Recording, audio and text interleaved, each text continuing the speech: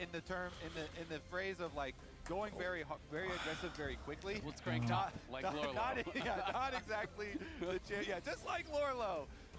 But Nocturne with Nico and Annie, holy moly, that engage is crazy. And this is 2 immobile carries. Picking the Victor here as well. It's a very good lane. You outrange the Annie in lane. You know, you can poke him down. Especially, you have to imagine, with Deathfire Touch, that's going to be even more abusive. Victor is one of the best at Anivia top. Okay, here we go. Or is it going to be Victor top? I mean, either or, but I think it's Anivia top. Anivia top is actually really strong in solo queue right now. Has been strong in solo queue for a long time, just incredibly low play rate, but has always been a really, really high Howdy, Dash. champion. I'm just getting everything set up, and then we'll be good to go here in a minute. You know, here and there. A lot in like counter pick scenarios, yeah. But definitely not as much for blind pick here.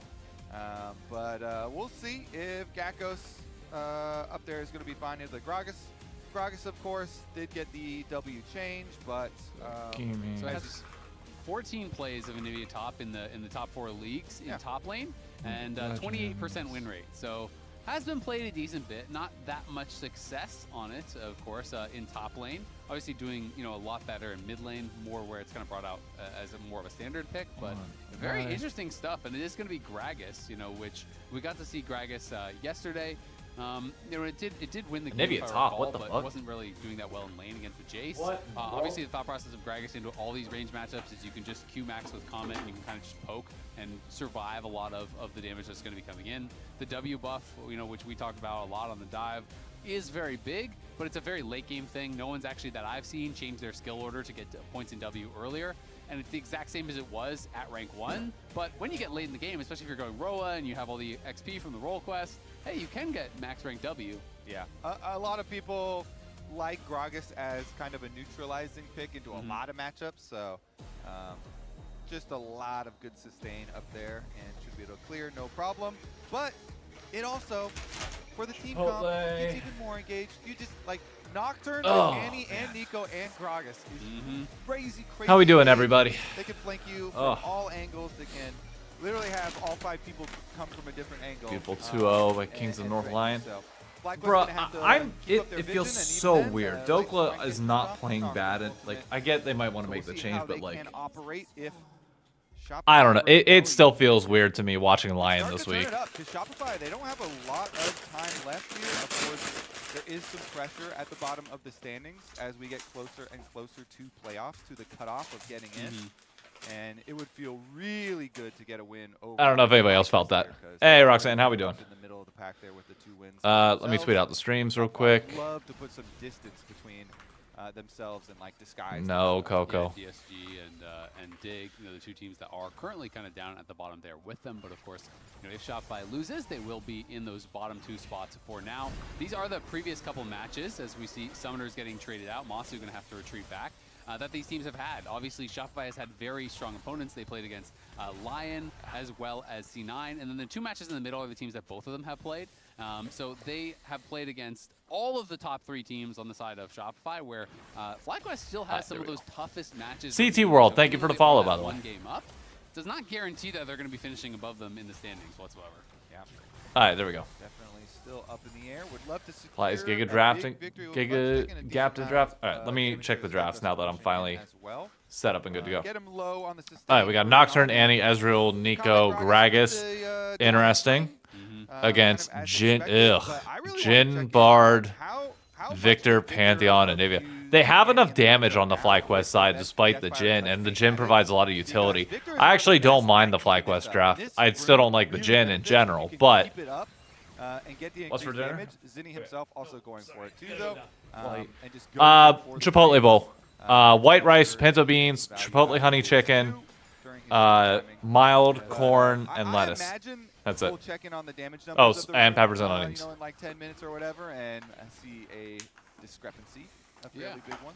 Yeah, I would think so. Annie in general just struggles into long range, right? Because you are just going to get poked every time you come up. I mean, this is not a sponsored Chipotle stream, but every time Annie comes up for a last, I'm not gonna lie to you. I kind of with a laser. Of course, you have a little bit of return damage. I'd rather see FlyQuest win this series, You're getting hit by some damage, you know, just because I want to see them level up. And I'm kind of out on Shopify, but it is always difficult for you. And for Gragas, the early game is often just kind of could be a big game for them. A lot of people feel like Gragas turns on once you get Catalyst if you want to go towards that Roa build. Ow, Though a lot more people are going Rocket Belt and sometimes just Tier into Rocket Belt. When we saw Gragas yesterday, it was both Tier and Roa, so there are a lot of different options you can go for. I assume they lose? Yeah. All right, junglers done with their first clears. Just trade crabs. Hey, no. Do a little handshake there, and go for a normal recall. So, just normal laning for the very beginning here. Nothing too crazy, as FlyQuest are actually pushing in on both mid and bottom side. And we got Jad, though, who's standing by with a very special guest. Thanks. I'm here with a mom of FlyQuest, Masu's mom. Masu's mom. About what FlyQuest has done this past week. Okay, so for that, I'm very grateful and thankful for FlyQuest for this invitation for the Mother's Day. So it was like such an event to spend with our sons, me and the other mothers, and it's really very nice to be here live on the stage. Today's not Mother's Day, is it? With you guys, everyone. What's it been like watching Masu play these last Find down it's again. amazing seeing your support for him. How invested do you get into the games when he's playing? So when he's playing, no. For myself, I would be frozen to death because, yeah, I will be like just saying prayers, like hoping the. Bro, this is 2 days in a row where Twitch goes down, so like once at the beginning, and then it's fine. I'm hardwired. This is the Like, teammate's fault. Yeah. What do you think the chances are today for a FlyQuest win? So I wish everyone has, like for FlyQuest to win, but I like also Shopify Rebellion, so, but no, win for FlyQuest, for sure.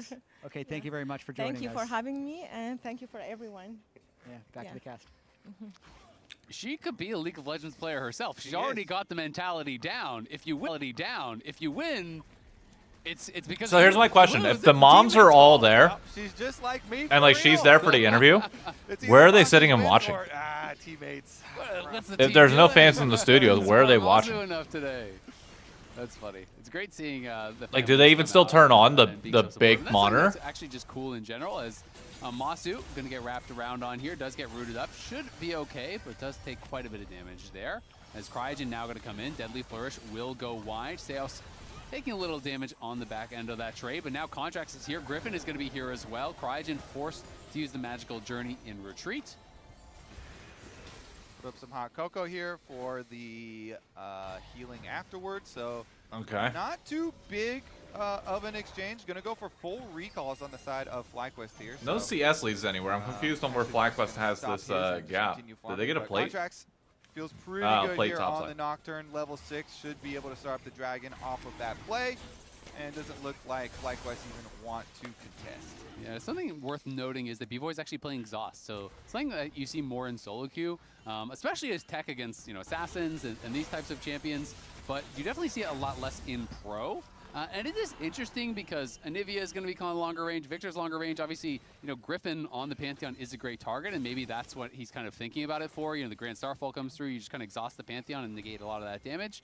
But it is an interesting tech choice here, and we'll see how that pays off. Yeah, definitely very interesting, especially if you get into, isolated duels. 500 gold lead. And again, on 'em. CS is like Stuff even later on everywhere. too, yeah, with Bard being a very That's crazy. roam-heavy support, and Nico also being a very roam-heavy support, maybe we do see Masu with, Trinity Force Spike and looking for some plays with Exhaust. Yeah, absolutely. Could look for those plays on Namasu. And, Am I blind? Zinni Where is this continuing 1,000 to get gold pushed lead in coming here, from? but has stayed basically Okay, 10 dead CS as far lead as in the top farm is side. concerned, so not going to be worried about that whatsoever. And like 7 has bot. been Wow, under that's his tower wild. for most of this lane, as you would expect against Anivia. It's very hard in the isolated 1v1. I've even seen a lot of top laners talking about even Honestly, just I have crafting zero what is even clue. supposed to be the counter pick to Anivia, because Anivia in isolated 1v1 for most top lane champs is just very, very difficult. So it is going to be tough for Fudge, but he is sustaining well. I mean, really, his job is just Sentinels, for surviving. whatever reason, can never get it done Exactly. against anybody other than Fire pick, FlyQuest. the But absorbing like, pick, whatever you want to call it up there. Not give up too much pressure on your tower plates. Keep your CS decent, and then perform in team fights. And that's one of the nice I things. weirdly about feel Gragas, better also about too, FlyQuest is against that even top when you're getting teams than I do pushed in, Sentinels it is right risky now. to hit the tower against Gragas, because Gragas can both clear out the wave and knock you in with the explosive cask. And that can mean all of a sudden you are stunned under the tower from a body slam. The tower is shooting you, and that is how Gragas gets a lot of 1v1 kills. Sentinel versus FlyQuest, I feel better about Sen. Aggressive, and they're trying to chip away at that turret. So something that Gatghost is going to have to be careful of. You know, even if he perma has push, can't always hit the tower. And look at this. They are really respecting the Pantheon ability to ult down here. So Wave held there by FlyQuest, very close to their turret. Shopify getting all the early objectives right now. Themselves to a Pantheon ultimate or anything early on because they know Contracts is taking the grubs right now. We've got junglers on opposite sides of the map, and so they just go for a recall and they just kind of eat some of the CS loss that is going to occur. And you can see both Quad and Gatghost are going to be going for the Rod of Ages rush here. Makes a lot of sense, especially when you're seeing how much burst, how much dive there is over on the other side. You want a little bit of tankiness. And generally speaking, a lot of the Anivias these days are not going tier. They're just going Roa straight into something else, Leandries, whatever. But also a reminder that the LCS Spring Finals will be taking place in Mullet Arena at Arizona State University from June 13th to 14th. The tickets are available now. Scan that QR code. And maybe you'll see some of these teams there. Who knows? Sorry, now that I'm inside, like everything, I haven't gotten a shower yet, so like, either of these teams still got all the pollen and everything from outside on me, but got lock in for playoffs. Lock in. Honestly, when are we gonna get some action in this game? We've sugar-free had a Nocturne and a Pantheon both with ultimates ready for a while. Replenish some of those electrolytes from being outside. Heavily enough to blow any summoner spells. Oh, here we go. You ask for it, and Griffin's going to deliver the Grand Starfall coming down to the bot lane. They're looking for Seos. The roots, the stuns. Cryogen almost gets burst down on the other side, but they lose vision of him. I think the Nocturne lost vision on that paranoia because Seos died right as he popped it. So not only is that first blood for FlyQuest, it is a frustrated Contracts who can't go in for that free kill. Oh, so close there trying to get the counter, but he who strikes Gragas is pretty OP right now, so I'm not surprised on the Gragas. The Anivia is wild. Got the setup, really good CC chain onto Seos. Seos didn't even get the flash, topside play. Zinni is here, and that is a nice setup for Fudge. Gatghost, you have to think he is about to die. Zinni is out of mana, but I don't know if you're going to get interesting choice from Gatghost. Back to life here, and Tibbers is burning you down. Zinni claims the reward from the roam, and the nice setup there from Fudge. Okay, there they go. Now they get their counter kill. It does leave mid open though. You see the minions dying, and you see Quad as well. Still a 1,000 gold lead for FlyQuest, which is crazy. Still at a cost, though they do even have the kill score at the very least. FlyQuest still quite happy with this marginal gold lead that they have early in the game. And I think this play right here exemplifies a lot of times where it's actually better. If you're going to be late on the roam, don't match the roam, just push.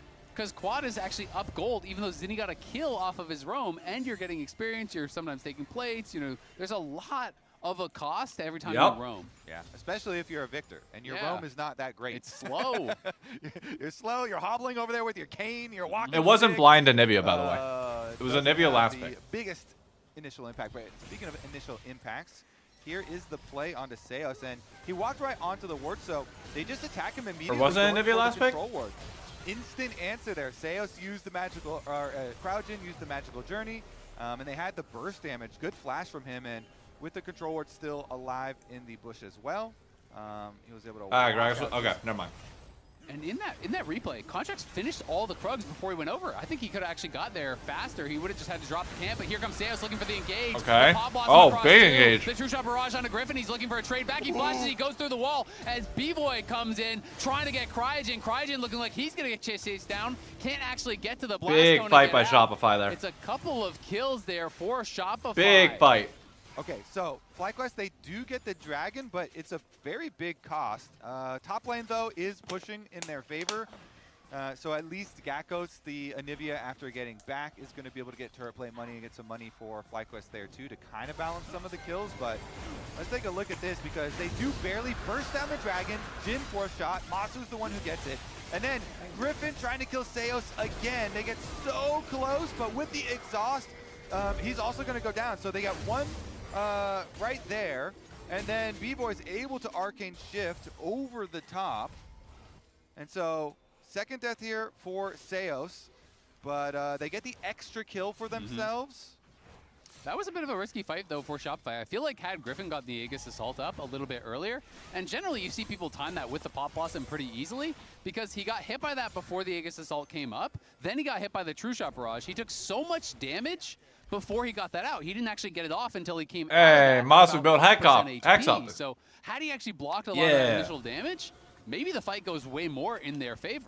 Plus, they're actually not getting the great gold distribution on these kills because Cryogen also got the last hit on that one on Seos, and so that's 2 kills for Cryogen. It did fund his Mikhails, so maybe that saves your life, and then you're like, oh, okay, fine. But saved your life. Your teammates would have executed you otherwise. Sweating. Don't worry. I got a good support item. It's not a dead man. So I bought a Mikhails. I'm spending the money. I'm telling you, I still for feel like the Zach. FlyQuest draft is going to be got fine. you. I did rob you, but I bought you something nice with it, with the money. Bro, this honey chipotle chicken There is you go. spicier than the Saves normal honey himself, chipotle chicken And maybe like his that. teammates that I get the Mikhails. from a place nearby me. Genius. Okay.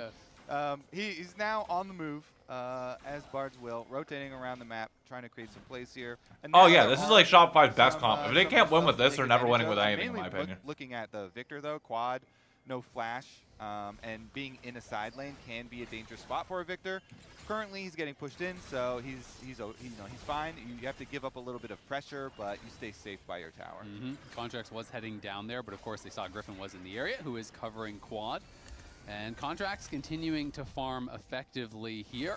Is up a decent little bit of experience, you know. I'm with you. I have zero faith in level, so Shopify looking until in towards proven, that rank 2 like ultimate, until they so prove it to me, love to grab that's when areas I'll of believe. Paranoia again, you get the increased range, you get the reduced cooldown. It is going to feel so much more easy to make those plays once you have that second rank in the ultimate. Definitely true, and the consecutive ones come a lot quicker. Top side's a lot of vision here too invested from FlyQuest, so they definitely setting up camp. No, Gragas is pretty hard to punish, especially with the tankier build, with flash available. So honestly, I'm still trying to. Oh, Zinni rocket belts in there, but Quad getting some good damage back onto him. And yeah, talking about that Gragas, it is going to be the tier plus Roa. I'm assuming it's just going to be Fimbulwinter, the same style of build as before. Sometimes people do go into a more Note to self with Chipotle. build, but generally it's AP Don't do the honey chipotle chicken. This time Because it's a little spicy for my taste. Hey! Here comes the Pop Blossom. The Mikhails is there, as well as the Parental from Cryogen and the Binding, but they can't get the damage back onto Contracts to take him down. And Masu put low as well. Nice attempt by Cryogen to save his jungler, but Griffin does. Cryogen nearly smurfed that fight. Yeah, and Contract, he flashes early, even though Griffin's flash not quite back up, but it also ends up veering them to walk a little bit back towards the other direction too. Masu uses good barrier by Masu. Yeah, got a bit nervous. I mean, even though I know it didn't hit, he but might have been going down as the. Oh, he missed that. Oh god. So Masu has to early pop the barrier. Gonna get spotted. Masu a little bit off at the moment. Is up now as he gets the cooldown reset. Masu seeing that blue trinket. That is a bit of a tell that he's going to be looking for it, so knows to sidestep it. And Shopify going to be starting up this Herald. Masu's recall, though, still delayed, even though he didn't die. So not really much of an opportunity to contest this, I don't feel like. Yeah, it feels. Sentinels does need to win. Sentinels is at risk of not making playoffs, by the way. Ultimate, don't think they're going to use it here. You just kind of accept your losses after that previous fight and losing a lot. Sentinels needs literally every win they can get right now. With his back, now trying to make his way back out there. And it's just going to be a good objective here from Shopify. And it's Seos who starts it out. That ward up by the Raptors here, letting Seos land this snare to make this initiation possible. You shout out Cryogen there. He's doing his best. He tried to save a life with the money that literally he spent, everything he could. but not quite able to save him from all of the Shopify bursts. Nearly just So dropped. really good play from Shopify. You know, that ward, this area around Raptors that you just saw there, definitely a strong spot for looking for some of these picks mid-game here. And Seos setting 1K gold lead entirely onto Ezreal. Hey, Yeah, well, oh, you got FlyQuest Bryce is on your nose. Cryogen that's getting those Jesus, kills. that's funny. B-Boy is grabbing almost all of them on the other side. Zinni got the only other kill. B-Boy has grabbed every kill that he has been around for, so he's now 3-0. And even though they're dead even in CS, he's up 1.2k gold. The Ezreal getting very strong at this point. That tier is almost fully stacked, and he already has that Triforce, so much stronger than Masu at this point of the game. And it's going to make things a little bit more difficult there for FlyQuest. Meanwhile, Dragon setup here for FlyQuest going nicely, though. Assume they get the push out. Contracts does have another ult ready on Nocturne, though, so they can send again. Yeah, Contracts is moving over to that side of the map, so they're definitely here and ready. Contracts will be spotted as he steps on that Jin trap crossing. But it feels like with Griffin going up towards top side, I don't know if they still want to even contest this. It feels like they might just be looking to give and just continue to play towards that top side of the map. Yeah, I mean, look, the B-Boy is just huge right now. On 2-item power spike, he's got full mid lane prio. They're going to get the tower and the setup for the Dragon easily here. He just pushes in. Can't really contest this Ezreal on... He's about to transform to Muramana also. It's like he's just really power spiking here. All right, the we've eaten. from this Ezreal is We got our drink in. insane. Fudge did go Lost Chapter, so he's going. Now we are chilling. He's going to go for that more aggressive style. Yesterday we did see the Fimbulwinter. I'm curious to see when this Anivia becomes like any level of relevant in this game. Because as of right now, it's done nothing. And that's why we kind of saw the death of Tank Gragas, where it's like, hey, all of a sudden you need AP to actually clear out these waves and to have more threat. So he is going to be going for that Archangels, and we'll see how it does work out for him. You know, AP Gragas is just really exciting to watch because it is so hit or miss. It's such high variance. If you have that perfect team fight, you can instantly win it for your team. If you go in, your body slam gets flashed, your cast knocks someone away, it is absolutely cooked. True. Gragas is very important to hit your skills this champion. I have to say, he also, although he gave up the top tower, because of course he did. Honorably. Because of course he did. But he also gave it up slower because B-Boy was able to get the first tower bonus in mid. Brother, you needed IE, but whatever. That's basically job completed There you go. there. Bro, I Ezreal can't got the stand it. first I tower can't. Bonus gold. And Look at that walk. That's a confident man. True. He's- Everyone. All right, we got a dragon fight. Here we go. Skin as well. FlyQuest with the gold lead, or sorry, Shopify with the gold lead entirely onto B-Boy. Center stage. Can he get a good? So if you can either find a fight without B-Boy there or pick him off early, But he's going to be able to just magical journey back. then you're able to do Shopify something. do start up this dragon. It was quite delayed on the But the start. odds of Now that, Griffin is coming out from slim to base none. here. Zinni getting poked away on there. Okay, Proto Belt out. Oh, that's not the bet. What? Griffin got that? Coming through, does connect onto a couple, and on the far side, it's Gakko's B-Boy's in trouble. entirely Masu untouched is though in this stepping fight. forward. They've killed off Seos. B-Boy's looking like he's in trouble. Oh, never mind. Oh my God, they're wiping this fight. Gets burst down before he can follow up his own CC, but Gakko's with the flash frost across the wall, connects onto Fudge. Fudge goes back into the pit. I'm not sure if that's where he wants to be. B-Boy and Zinni, though, standing strong on the side, and Fudge escapes over the backside of that pit. Good Does fight have from to flash FlyQuest. out. Wow. FlyQuest, though, walk away with the extra kill and the dragon, thanks to the big steal from Griffin. Oh, man. I thought These Griffin, fights when like- you have Nocturne and they turn out the lights look so crazy. Ugh. I thought Griffin inted that by ulting towards bot side and then flashing into the pit.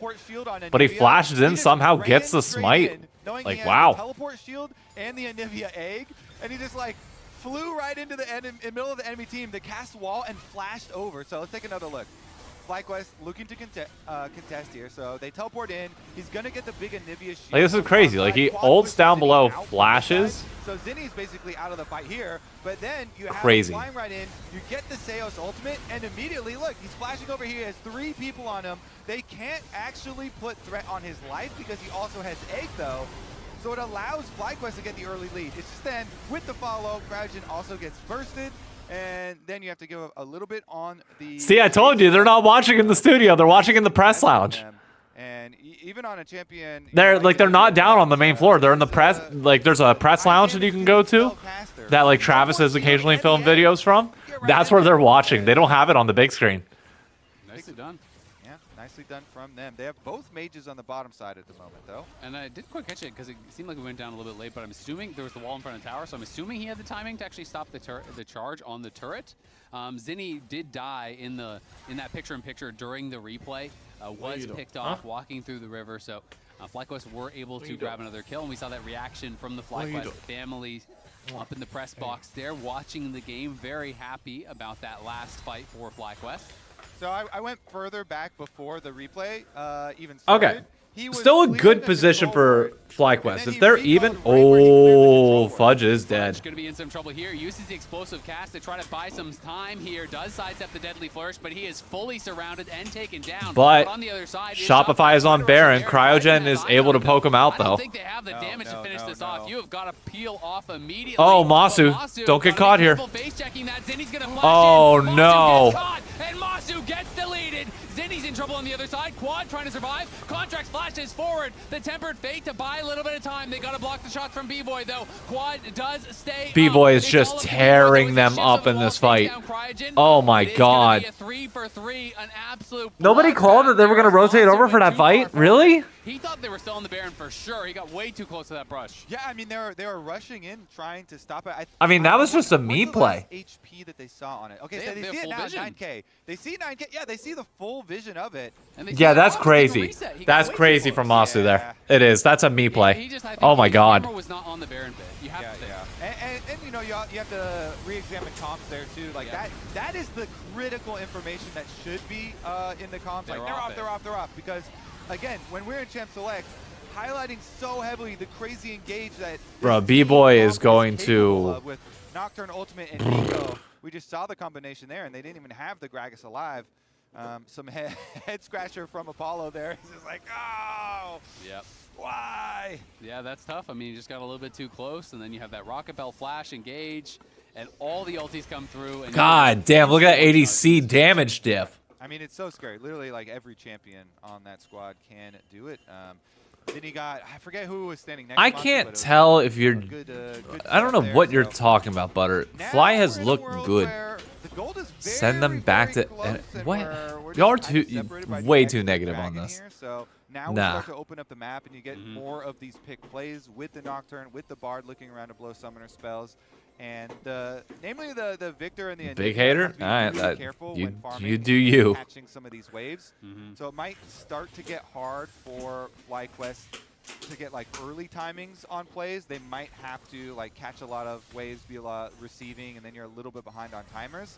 Alright, 20 seconds until Dragon. Are looking to create. Yeah, You've still got a lot of stuff up for FlyQuest. B-Boy is this fed, I feel like I just need to make space for my Ezreal, right? You know, I can throw my life into the back line, create this space for him, push back Quad, push back Masu. And even if you're trading your life for a play like that, you give B-Boy space, he is going to do so much with it. He has 6 kills now. Okay. Cryogen's ult is down. Zinni's dead. The deadly flourish does connect though, as the paranoia gets popped, and Fudge on the side is fighting here. They're going to be I don't know about... Oh, wait, Gakko stayed alive. Oh, Shopify's fucked. They do find the Ezreal, but the shift is buffered over the wall, and Gakkos is into the egg. Why do they keep trying to kill Anivia? Top laner here. The Grand Starfall going to be coming out. Masu's going to be looking as well. Contracts battling against Quad. Quad gets feared up. B-Boy shifts in. Oh my God, Shopify chucks it. Why do they keep going on the Anivia that has egg? From Masu, but they're still chasing, and they're going to be able to get the dragon off the back of this as well. Oh, the chaos is not going in Shopify. I mean, bro didn't have a choice. He has to ease somewhere. I think you're going to get caught as well. He's scrambling. It's a game of hide and seek, and he doesn't have many places to hide. This should be an easy kill here for Masu, trying to My God. that timer just a little bit longer, and now it's going to be Baron on the table with the jungler just falling down. Azael, that play started all the way back to rewind. Sydney just whiffed his timbers. He was trying to hit Cryogen, isolated with it by the tri-brush. Jin's about to have full IE and part of LDR, by the way. Jin's actually going to hurt in this game. Because Gragas is going AP, so what tank do you have? Not much. Like, Jin, now that Jin's got items, is going to be disgustingly strong. They're going to try to see if there's an angle to do anything here, but Griffin takes it. The magical journey is there to try to get out over the wall. Quad will be the last one out. Wow. And FlyQuest will 4.3k gold swing like that. Fudge looking, but won't be able to find anything. Oh, man. Zinni's gonna want this one back. Are we going to see it? What? Yeah, okay. Zinni misses. But honestly, though, like, even though Zinni dies here, it's not the end of the world. Watch everybody tunnel in over on the Anivia. And then you're all over the wall. Why? Slowly. Yeah, I'm coming. Take throw. I'm ulting this way. Ezreal no E. Ezreal no E. No flash. No flash. Ezreal no flash. Like, if anything, just leave Anivia there. Like, she's not doing anything. She's on the other side of the wall. Collapse on the other side. Yeah, nice. Look, this guy. Doctor. Can someone chase this guy? I'm basically.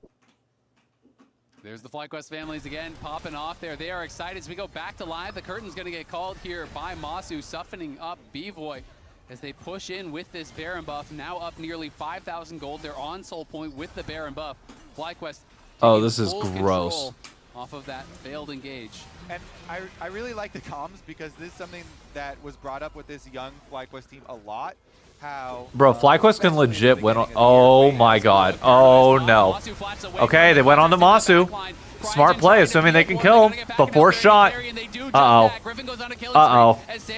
Not good. Gakkos is low, but Fudge can't find his way in just yet. He has no explosive cask. Has his flash, but won't be able to find anything. They go for the engage, but a quick flash from Masu means 1 kill to FlyQuest, and nothing there for Shopify. Yeah, they've got a lot of power now, and if I mean, Jhin, like, here's the problem. Now you're at the point where Jhin hurts a lot. A lot. Out of this, you have to Hex Optic, IE, Last Whisper, and Rapid Fire to hit from range. Now he hurt, and Fudge is dead again. Oh my god. Everyone is there. Fudge fully surrounded again. What, Fudge, what are you doing up there? Side lane could be costly. The objective bounties have spawned, but they have a couple minions here. My god. Push down, and you have to think they can take this tier 2 no problem. Sure, take all the extra money, further fund everything so that they're going to be able to dominate the Dragon Soul fight in just 2 minutes. Plenty of time left on this Baron too. They've got 25 seconds. That's another full wave they can push with if they want to keep up the pressure here. They're going to try. They still have Victor walking over from mid lane, but good amount of they damage can't here, end more money here. off this turret plate. Nocturne's pushing top. Good So wall. A lot less scary. Masu did use his barrier on a tower shot, so he will be missing that summoner and still has no flash from that mid lane engage. Contracts now has the Paranoia back up and available. Has come back from base as the curtains are going to get called. 3. Sails put low here and does have to retreat. B-Boy doing It's fine. his They best get to inhibitor out of waves this. in the And he other just side. wasted her ult there Over on for the quad, nobody. doesn't get that much damage done. For The nothing. Paranoia's gonna get popped and into the back line And he goes just on, dies. but Like, that what are you is gonna a do? one-way You can't go play. in. Griffin taking up the Nobody damage else. on the other Oh side. my City's god. getting the target now. Quad looking for him. Griffin's gonna go They're gonna end it here. Finish him off. Seo's gonna look for the pop blossom. Goes into the stasis. Oh Gakkos on the side, my sons of god. Fudge as they knock down Seos. Fudge is next to fall. It's B-Boy versus If you're the B-Boy, world you're now. reporting your entire That's a team. triple kill over and 4 total kills there for FlyQuest. Griffin flashes forward. B-Boy, great shift back. Will keep him alive. Like, but will B-Boy do nothing has to be defend the so Nexus mad. for now.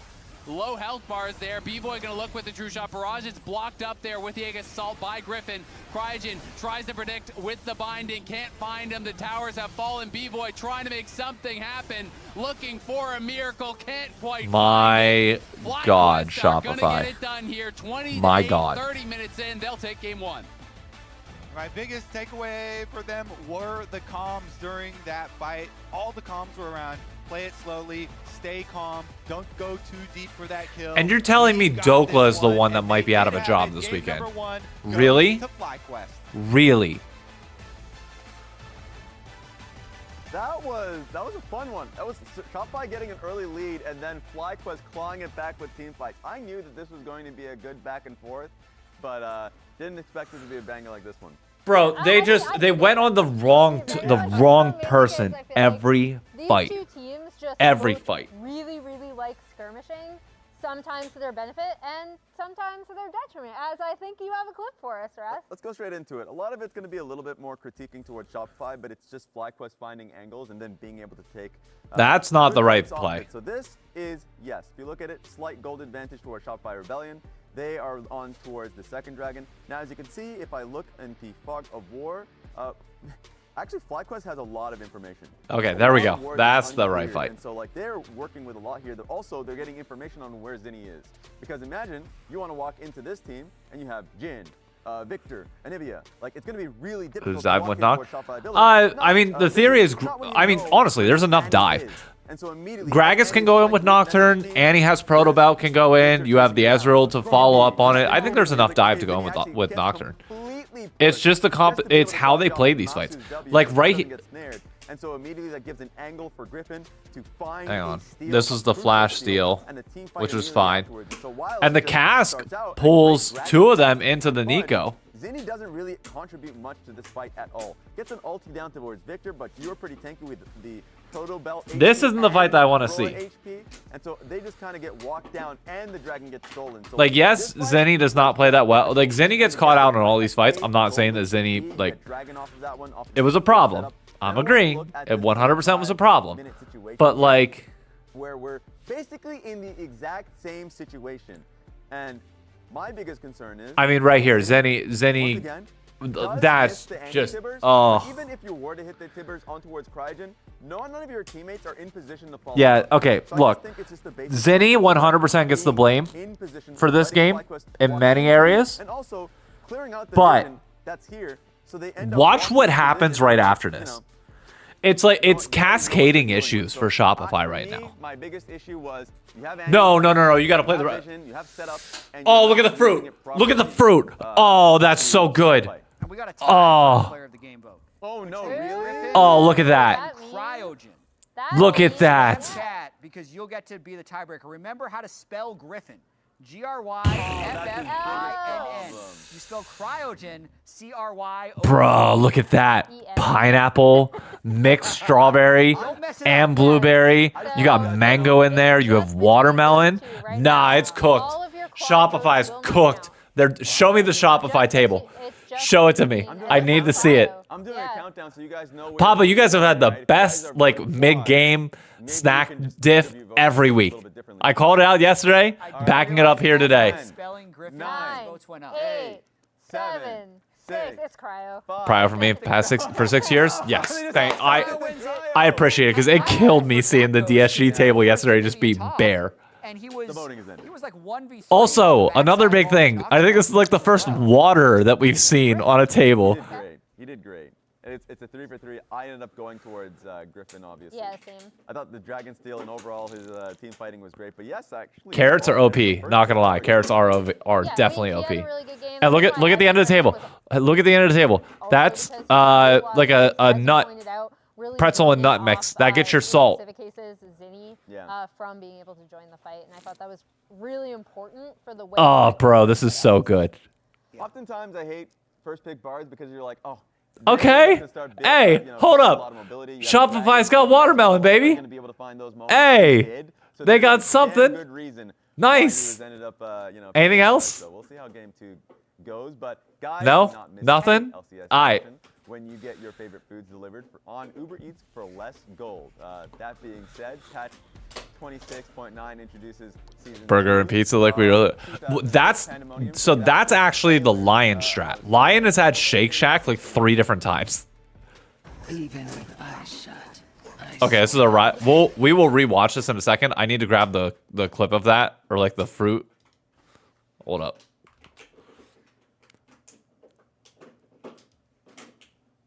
There we go.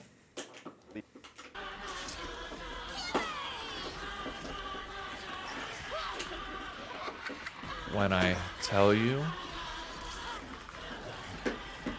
FlyQuest has been smurfing the split. I'm not kidding. Just simply an incredible spread week in and week out. Hunt down every last shadow.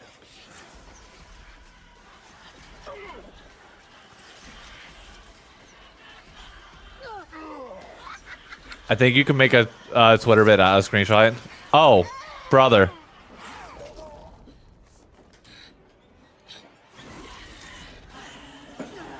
Cleanse this place once and for all. I already got the tweet out.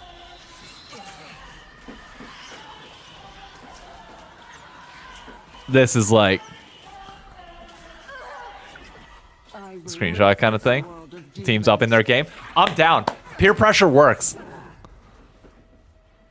Race the Ties coaches? Not wrong. I remember that guy. It was good times. I miss the old World's Fashion ratings. I don't know if anybody else remembers that. But you're right. I probably should rate them. Actually. I'm gonna credit Papa.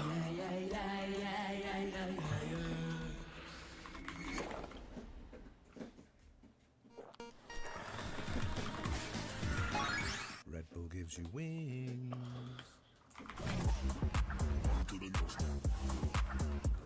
I need to start rating these each week. So in that honor, FlyQuest, 10 out of 10. Shopify, they get like they had one thing of watermelon and I didn't even see any water, so I'm gonna give like a 4 out of 10. DSG gets a 0 out of 10. And DSG, who was DSG playing yesterday afternoon? That was us, right? That was Team Liquid. T-Law. What did we have? We didn't have much, did we? Yeah. Let's look at it. Solly, don't go too deep in her. He's that in. He's that Don't in. go too deep for her. Nico's behind. What was it? We had a banana, we had fruit snacks. We didn't have any water, which was a bit of a problem. The banana and fruit snacks, so we at least got some. I think I'm going to give that like a... I'll give that a 6 out of 10. Ezreal no E. Ezreal no E. No flash. No flash. Ezreal no flash. Has E now. I think that's fine. Killed Gragas. Yeah. Ezreal. Drake and Baron. Drake and Baron. Alright, those are the ratings for the week that I saw. I didn't see anything from the first series, so unfortunately not much I can say there. We're gonna level up these tweets, we're gonna work on it as time goes on, but the snack analysis has been a big thing here for this co-stream for a bit now. We are going to keep doing this every week. Break spread versus win graph. That's a great idea. That's a great idea. See, that has good snacks. I didn't even see what theirs were yesterday. I don't think they showed a shot of them yesterday, if I'm not mistaken. Burger and pizza win? No, burger. What do you mean? Burger and pizza loses. You do not eat a burger or pizza mid-series. What? The calorie intake that you are like putting in is not like... I could understand a burger like after the turn of golf. Sure, fine. But like a burger after game 1 of this? Absolutely not. No. And the saturated fats on that alone? Nah. No.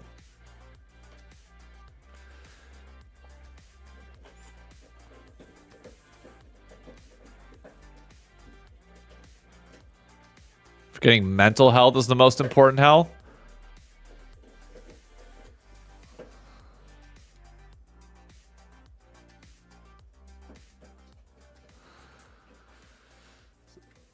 Spare me when it comes to the freaking burger mental health. All right. Also, I got to read off the the notifications that happened during the game. CT World, thank you for the follow, and Joss Danny E02, thank you for the follow. Dog at the turn, bro. I will do. I swear to God, if like a Glizzy review thing becomes like a permanent thing, I'm down. I have eaten more hot dogs at more places in my life than most other people have. I feel very qualified to answer that. Very, very, very qualified to answer that. And my immediate rule is that a hot dog with a Martin's potato roll bun can never be lower than a 7. Ever. They're gonna push them up the standings with one more win here too. What's your ideal mid-series snack spread if you were team snack officer? It would be quite literally FlyQuest as they have it right now. The only change I would make a little bit is I would bring some Uncrustables. Because I think the peanut butter helps a good bit. Like the jelly gives you a little bit of gives you a bit of an energy boost. The peanut butter is your protein. I just think Uncrustables are a goated snack. That's the only thing I would add to it personally. You would have cheesecake? No, absolutely not. No. They still would find a good engage and still were able to salvage some. Don't Lion have fast food. Lion have had Shake Shack like twice now. If they do. And hey, for them it's worked. So like. Push us to a third game here. Give us a little more game time. Seraphine not I'm trying to think what else. Big thing is water. up and available, and You need water, but you need something with a little bit of electrolytes. I'm not a big fan of energy drinks. I never have been. Like, I don't think... I get some of these guys have caffeine intakes that they're trying to upkeep, fine. But, like... Maybe there's another Caitlyn answer. Do you think B-Boy might just take the Ashe? Because I know we've been seeing more teams do that where they try I'm trying to think what else. They got their fruit. You, The carrots, I think, was a good point on, like, the veggie, but I think the fruit adds a lot more value in the moment. Like, a ton more value. Which I hate this as an answer. It just loses every time, it feels like, to Ashe Seraphine. It feels like it's worse in the early game, worse in the late game. Well, the jungler, has worse engage. you gave over Ashe Seraphine. Yeah.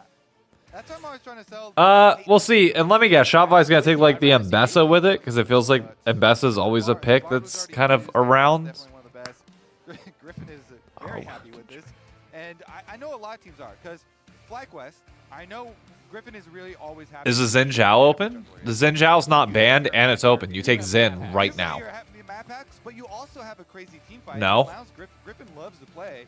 You know, Nasus and Mundo Rumble, and fine. These champions that are kind of slow moving. Aurora, benefit a lot sure. from having a big Seraphine, you know, enchanter on your team and Ashe to give you. I'm trying to think what else I would do. Slow people for you and stuff like that. So. Drink-wise, again, water's fine. Maybe Gatorade Zero Sugar for the electrolytes. Get a little bit of sodium, but you'll naturally get some of the sodium if you have the right snack. So I'm fine with water. I think Spawn, after the first time that Team Liquid was given, I'm trying to think what else. Seraphine, the Yone plus Rumble, you know, combination. Like, No, I think that's pretty much like dude. The FlyQuest spread is just incredible. A lot of the best stuff. Like, what else do you even say? It's just so good. Yeah, I mean, you get a Rumble, so they could do a Yone comp if they wanted to. They could throw a Jarvan in, have Jarvan's bans. Can't throw the Jarvan, but you could throw in any other AD jungle anyway to the mix here, and you're still gonna have a very good team fight. On the side, Hey, yo, hold up. They know the secret gym hack. FlyQuest tweeted out, next week we bring a rotisserie chicken. Fuck yes. Fuck yes. They know the secret of sitting in your car or just standing over the a fucking sink and just tearing apart a rotisserie chicken right before you go to the gym. They get it. They get it. You got a oh, hell yes. And maybe that does signal too that they're thinking that, you know, Fudge really does want this. It has to be a Costco one? Nah, I'll tell you what, Whole Foods makes a mean. The best part, Whole Foods does a Whole Foods does like a half rotisserie chicken, which is like just amazing. Also, Fairway, which is a local place here in New York, has the best rotisserie chicken. To the Ashe and Seraphine. To the Ashe and Seraphine. $8.99, I think, is the price of the whole rotisserie chicken, but oh, dude, it's so good. It's so good. Oh shit. So it's like you lose early, you lose late. We'll see. Rotisserie game, you like can't go. No, you can't. Rotisserie chicken's so good. That's what they're going for. Shen, this is a weird Ashe Seraphine comp. We were talking as well about Griffin's jungle champion pool. Of course, he has played the jungle. This, I felt like FlyQuest had a really early edge in draft. Also, and then it went here. Oh, does that make you low damage? Shen's got some good damage items that he can build as well, with Titanic and Dusk and Dawn being very effective on him, though Griffin usually goes the really tanky build anyway, and you have a damage top. You have a damage top. I mean, you know, I would be more worried about it. They did do a game, I think, where they played, weirdly enough, I do like Shopify's comp now a little bit more than FlyQuest, but I have so much more faith in FlyQuest to execute this. Like, it's insane. He likes the protoplasm harness regardless, because it is a really early item power spike. And you can. If you're ever in the West Coast, Costco has rotisserie chicken for $5. Bro, we have Costco by us. I still feel the same. You know that. Wait, pause. Do we think that Costco's only a West Coast thing? Bro, we got Costco's, we got BJ's, we got all that shit over here. Sam's Club. You can make some bursty plays with Vi and Aurora and like burst someone down. But I'm pretty sure I got a Costco like 20. Hold up. It's a good thing the other team doesn't have any. I'm like 90. Encore, Rumble ult, Shen ult. That's going to be tough. I mean, hey, you always have the opportunity. They've got a lot of playmaking. You can find those picks, and maybe they can find these isolated plays where they just one-shot someone really quick. And sometimes when you get ahead of a Shen, the Shen pops Shen ult, and your teammates just always die before you come through, and that thing goes on cooldown, and it is a super long cooldown. I mean, technically, if I wanted to. Really, really bad. One thing, though, you know, for Jungle Shen, you can take Guardian, and you make your shield even bigger. And Boom. make sure that they survive until you arrive. I mean, I'm not doxing myself. Got some AP scale in there as well. Rush and There's Death no Cap, way for you me know? to turn off my location. I'm with you. So there's a Costco. If I was to get an Uber, a 14-minute drive down in Bayonne. And your death cap. Yeah, for Shen. Well, just for the ult. Oh yeah. And then the rest of the Yeah, time, there's one 14 you minutes can beat away up from other me. Raptors. If I wanted to take an Uber there.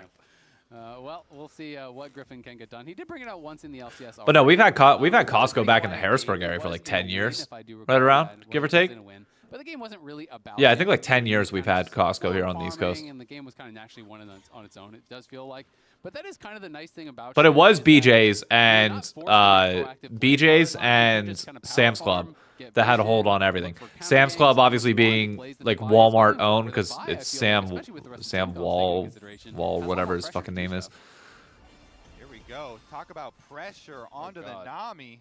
Well, Sam's Club that's folded? not good Really? for the Sam Kobe Wall. Nami, and Yep. now Lethal tempo is stacked, and Masu just stepping forward. Oh here. my God. They are getting absolutely Jesus. cooked at level 1. Can we get? Also, I need to turn the casters up a little bit. Sorry.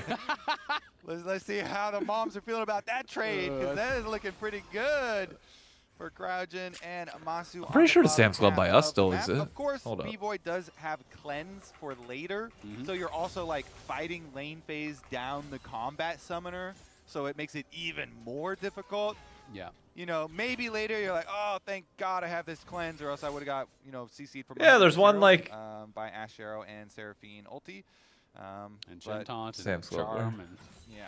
Cleanse is pretty needed. It's good, but you wish you had something else for now. you wish you could have. yeah, there's one a something 20-minute that, drive away from me up in Sea Well, Caucus. Summoner Spellbook, you know? Yeah, they're still up. But also... They're still good. Can I get 2 keystones then, sir? Yeah. They might have closed down most of their locations, but Yes. Brilliant. yep, off-meta there's cards. one 20 minutes away from me. You just wouldn't get it, you know? Yeah, It's exactly. a little bit too. That you too wouldn't advanced. understand, folder. Sam's that Club we and East have. Coast thing, I've never heard of it. I believe it's only an Yeah, East I Coast thing. understand. I mean, Walmart in general, I think is But maybe mostly not like an you. East Coast Okay, and like so- rural America okay, thing to let's like get drive some down proxy prices. here. Gonna get some, Because Sam's Club is like early cheap, timers cheap. for, movement, and he knows Shen clearing down to the bottom side. So he's I very feel like it's a very focused. Hwat Get your thing, recall if you know what I early, mean. And you can get some earlier time to move up. Oftentimes, I like when top laners will ward the Krugs when they go for that journey, so you can see the. But my exact dad time hates for Sam's Club. the second My dad Krug. hates the Yep, Walden jungle, family in general. leaves a little ward here that And doesn't quite see all every the time way. we would go down to Myrtle Beach growing up, Sam's Club was like the only place that you could buy food prior to some of the other stores coming in. And he like first day, my mom would go grocery shopping to like fill up the condo that we had for the week. And my dad would literally take us anywhere else so that he didn't have to step foot in a Walmart. He freaking hates them so bad. And they do have contracts coming up here, and the ward does. Maybe if you're a family kid, yeah. Oh no, there's more. It's one of those. You mostly hear about New York City from the younger folks. The second you hear from the families, are they gonna go for it? Cleanse elects not to use it. Now has to flash away as Wow. in flash Cryogen trying to put the pressure onto him. Masu and Cryogen both low. Seo's still full health, but B-Boy definitely in some trouble here. But no, New York City, you hear most people going to Trader Joe's. If you're like single or like young couple doing that, you don't need to buy bulk unless you got kids. Again too, but he might just die to Seos. The shield comes through there from Cryogen. A couple seconds away is Masu's Alright, Masu's barrier. I think playing that's this why on they're the trying to fight edge, it so though. hard. They know they almost have the barrier. He's stepping forward now. It's about to come up. He has the flash. Will he commit it? Doesn't feel like he had the range to finish him off. So close. That's fine. They're still winning out in the spot lane. Just tagged the Corki there. He had just applied the Ash slow. Masu got him with the volley, and so that could have been Buttons the once setup you see there. the back. They're Oh, I really know. looking for the angle, I know. B-Boy And Emily worked at Seos Target do growing this. up, so we always preferred They're Target. definitely down Or in well, CS, but, our fam, like Emily and I they have not been prefer killed in lane just yet. Target over. I mean, I'll tell you what used to be super expensive, but is now actually not bad. Wegmans. No glowing mode on that. Wegmans got a lot cheaper, or at least everything else stepped up in price to the point where Wegmans is no longer like super expensive like they used to be. Wegmans ain't bad. For Ash, the chase down is already insane, and you stack your lethal tempo, and the extra positioning here from the mobility really helps with this duo to be able to apply the slow and set up the Seraphine for some combo plays. But Contracts really going downhill in the south. I can imagine that. Ours up in the northeast are still fine for the most part. Going to be able to take this dragon very quickly. Vi is very good at doing even early. FlyQuest for the second game in a row, giving up first dragon over to Shopify. But if there's one thing that we learned from last game, it really doesn't matter because there will probably be a Shopify bad team fight call at some point that will flip the tides. Griffin, though, does have the opportunity to traverse to the top side. He's pinging on the top side Scuttle Crab. And since he's got Quad moving with him, should be able to use his solo laners to help him in his efforts to get this crab and get the level 6. Fudge, though, he knows the importance here. He's going to bluff, I guess. Yeah, he is coming over here, but Griffin will be able to secure it. Zinni having a really good laning phase, getting the push there onto Quad, getting the faster level 6, help them to get that Wegmans dragon. opened the first door, man. It was incredible. Oh, bro, early Wegmans was just... last game. Contracts is still here around. Did he cancel his base or not? Masu going forward here with Cryogen. Oh, that didn't get the stun on B-Boy. Wow. Seo's probably going to have to oh, no. Does land onto he could have flashed over the butt. Well, no, because Nami still has flash. Yeah, there's no point. Honestly, FlyQuest are lucky that the recall timing there was not canceled because Contracts was recalling right at that moment, maybe a second or two later, and they probably could have gotten killed there. But here is Zinni, his progression from lock-in to Spring. Look, I'm not going to deny WoW was pretty great, but you can't beat the Sheets app sampler with mac and cheese bites, Wisconsin cheese curds, and you can take any pick you want of the third thing. Didn't think he was, as hot as people were talking that about. Item alone at midnight is better than anything that Wawa has. But if you want like a decent sub outside of that, yeah, you go to Wawa. Unless you PayPal me. I love it. We've got open extortion. It's the best time to do it, you know? Honestly, yeah. I like my extortion good and honest on a live broadcast, I keep my extortion above board. You know what you're getting. Yeah, exactly. And that's exactly before. Oh, I know. So look. It's a point I will keep arguing at times. The best first game. We were talking a lot about the any positioning. So oh, we did not just hype up Quick Trip. You're kidding. Hey, he's up 11 CS. There you go. There's the bounce. The bounce. He's back, baby, and he's playing Aurora, bouncing all over the place. Yeah, we just don't have Bucky's in the Northeast. Like it just doesn't exist. It's not a thing. Now it's even going to be harder to get the first blood because you have a lot of the counter engaged stuff. Seeing a Bucky's in the Northeast is like seeing a clean Shopify game later in the day. I'm just ready with my Guardian Shen ult is going to be the answer, and so it just allows Masu and Cryogen to continue to play very aggressive. All right, this cannon, let's watch. Yeah, he's going to be able to get it. Yep. Trying to create some tension here because we have no kills, and it's just going to be more objective. Second game in a row. Contracts gets the grubs now, too. Objective for Shopify, and FlyQuest will just continue on farming. Soul Lane's doing a good job for Shopify, though, this game, you have to say. Nice little advantages for both of them. Fudge, in this matchup, generally you are expecting to be down a little bit on the Cassante. I feel like I've seen this one before. Now, going Deathfire Touch these days, it is no longer first strike that we feel like I have. Though some rumbles did go Comet. B-Boy going to be pushed back here. Nami having to use the wave, fine. For disengage. As again, the lane's not that far ahead. Gakos is dead. That's a collapse. Wow. Wait. Oh my God. Griffin got it. You're kidding. Quad now coming in. The Enchanted Crystal not going to connect. They're looking for Contracts. Oh my God. Kill. Quad gets another as Griffin will pull back here and be able to. That looked like an easy collapse on Gakos. No? How was it not? And get a couple big kills. There's the Encore coming out. Can the Root follow it up? They don't have it just yet. Masu not available to be able to finish that one off. Didn't have the damage quite yet. Use the Crystal Arrow on that top side. Channel shield, you're right. Could have got a kill right there. You're right. Always focus on your own lane. Quit sending off stuff to other lanes. Oh, Masu. Unless they pay you. Time to back, brother. And if they're not paying you, dip into some extortion. Oh, man, I doubted that Shen.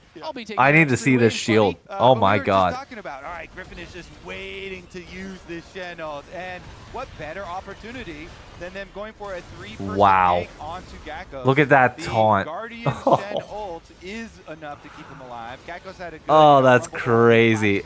And then the flash charm by Quad. Bought time for Quad to make the roam up Well to the done. side, so it's even better than that. And the flag I don't need to see the Nasus pick. I don't need PTSD. No thanks. I don't need to see that. Don't think it's too early, actually. You thought about it. And we get to hear the thinking live. Was that handshake? They were like, all right, we're going to pay off the sale. They both agreed right there. Well like, done. You know what? It was honorable It was us, yeah. It was Mom buff OP. They Love got it. outed. Yeah. Thank you know you what? for the PayPal. They're like, fair is fair. Fair We'll is do fair. Yeah, exactly. All right. Well, FlyQuest at 1.3K here. Have we ever caught a handshake from the coaches? I don't think so. That was. I kind of like they're that. like, genius draft. Well guys. done, well done, yeah. I mean, honestly, we agreed with them. We're like, Yeah. they blasted them here. They're like celebrating 10 minutes into the game. When you first picked the Seraphine, blew my mind. Wow. Crazy. And then Apollo, when Griffin Okay. would you please, Shen game, please. And you said, all right, fine. And FlyQuest gets the second dragon. This again is sounding exactly. Oh my God! I think he kills Fudge. He does. Oh my God. Oh Fudge. Has a solo, and now comes the Stand United. Here's the my God. As well. It's going to be 2 more on the top side here for FlyQuest. Handshake was right on time. You know they do. Shake it again. Man, that Shen ult is up real quick, buddy. Just. Right back up and available just when you need it. That glowing moat, nothing you can do about it in the Enchanted Crystal Arrow. Oh my God. Greed rewarded there by FlyQuest as they're going to chase in for B-Boy, force out that flash. And this is just a pummeling in game 2, 5-0, 3,000 gold lead here for FlyQuest as they are. That's the worst part.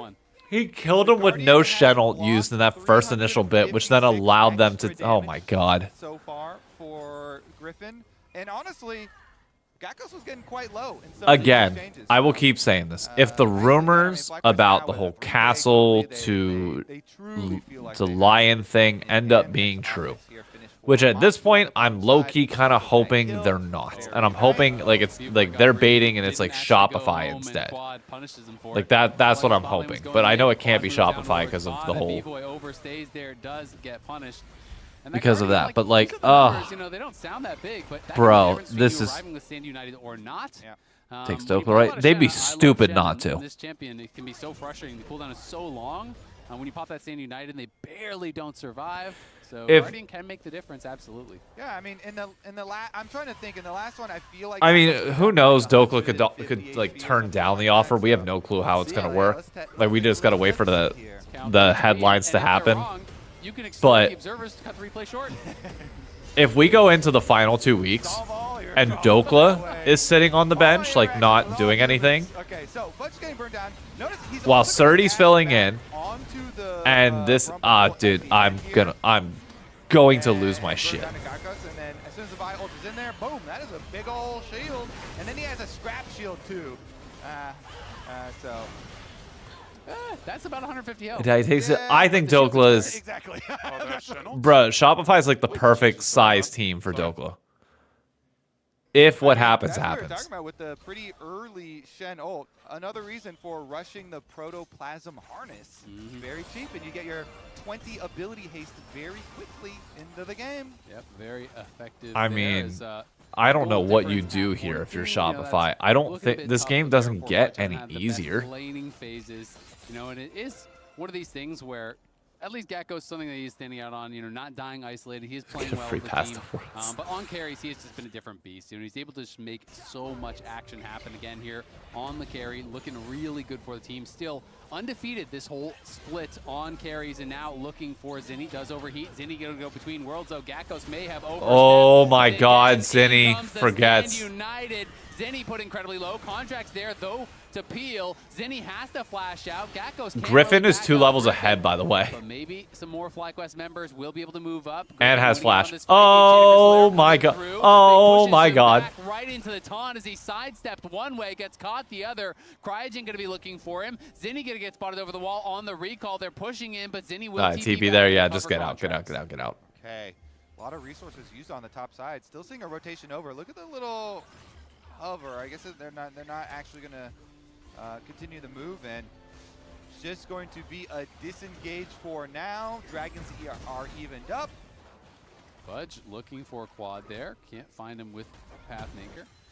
Will be able to survive. Higher contract but amounts. will First get thing you back do to is. base, has the teleport available, so not too big of a deal. We don't know anymore, but I think if you were an LCS pro right now, and you're seeing everything else, get a job, like secure a job, secure a role. There is a Herald up, so. Oh, Masu's behind B-Boy. If you truly have the money to the point where you don't need to care about it, fine. But like, I doubt many pros are in that position right now. I just highly doubt it. So that's a play going bad for them, and now Contracts is here. He's Oh, Masu stepped up too far. Zinni, Good play from Shopify. Okay. But both the FlyQuest bot laners That's what do they needed. fall. Good play from Shopify. There you go. Way Great too action. aggressive in the Masu bot here side. Walking real aggressively into lane, and Shopify do take advantage. Shen ult is not back up for this one, and they're able to actually convert on some kills, get some money back for themselves. They did commit a lot of people though, so quad unattended at the top side, gets a little bit of alone time. Still though, they chop down on the lead a little bit.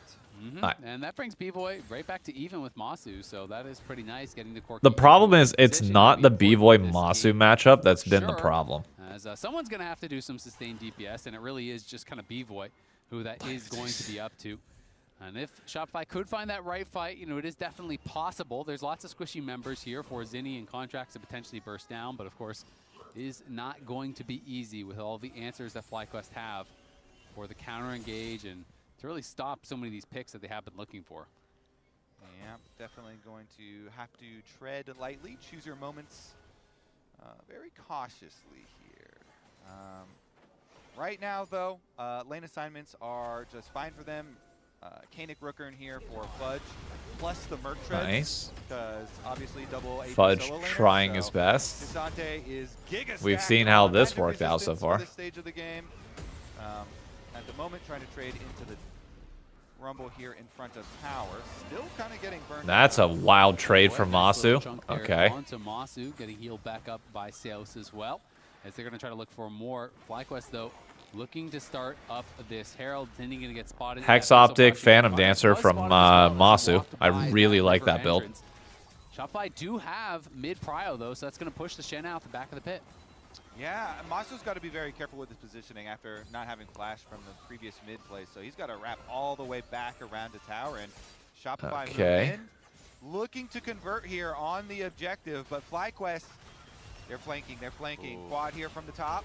Masu taking a shit ton of poke. B-Boy has just been peppering with rockets. Zinni, though, getting caught potentially. Oh, Gakkos with a great equalizer and a great Seraphine ult. Masu stayed alive and might get bursted here, but it's fine. Oh my god, no, he gets the kill. He's battling against Masu. Might have the damage, doesn't quite. Fudge, though, looking for Oh, that was a bad. Quad, that was not good, brother. The two-man charm there does come through off of the taunt from Griffin, but Griffin has no taunt. He has no way out. You have to think he's going to get knocked down, and Masu doesn't have the health to help him.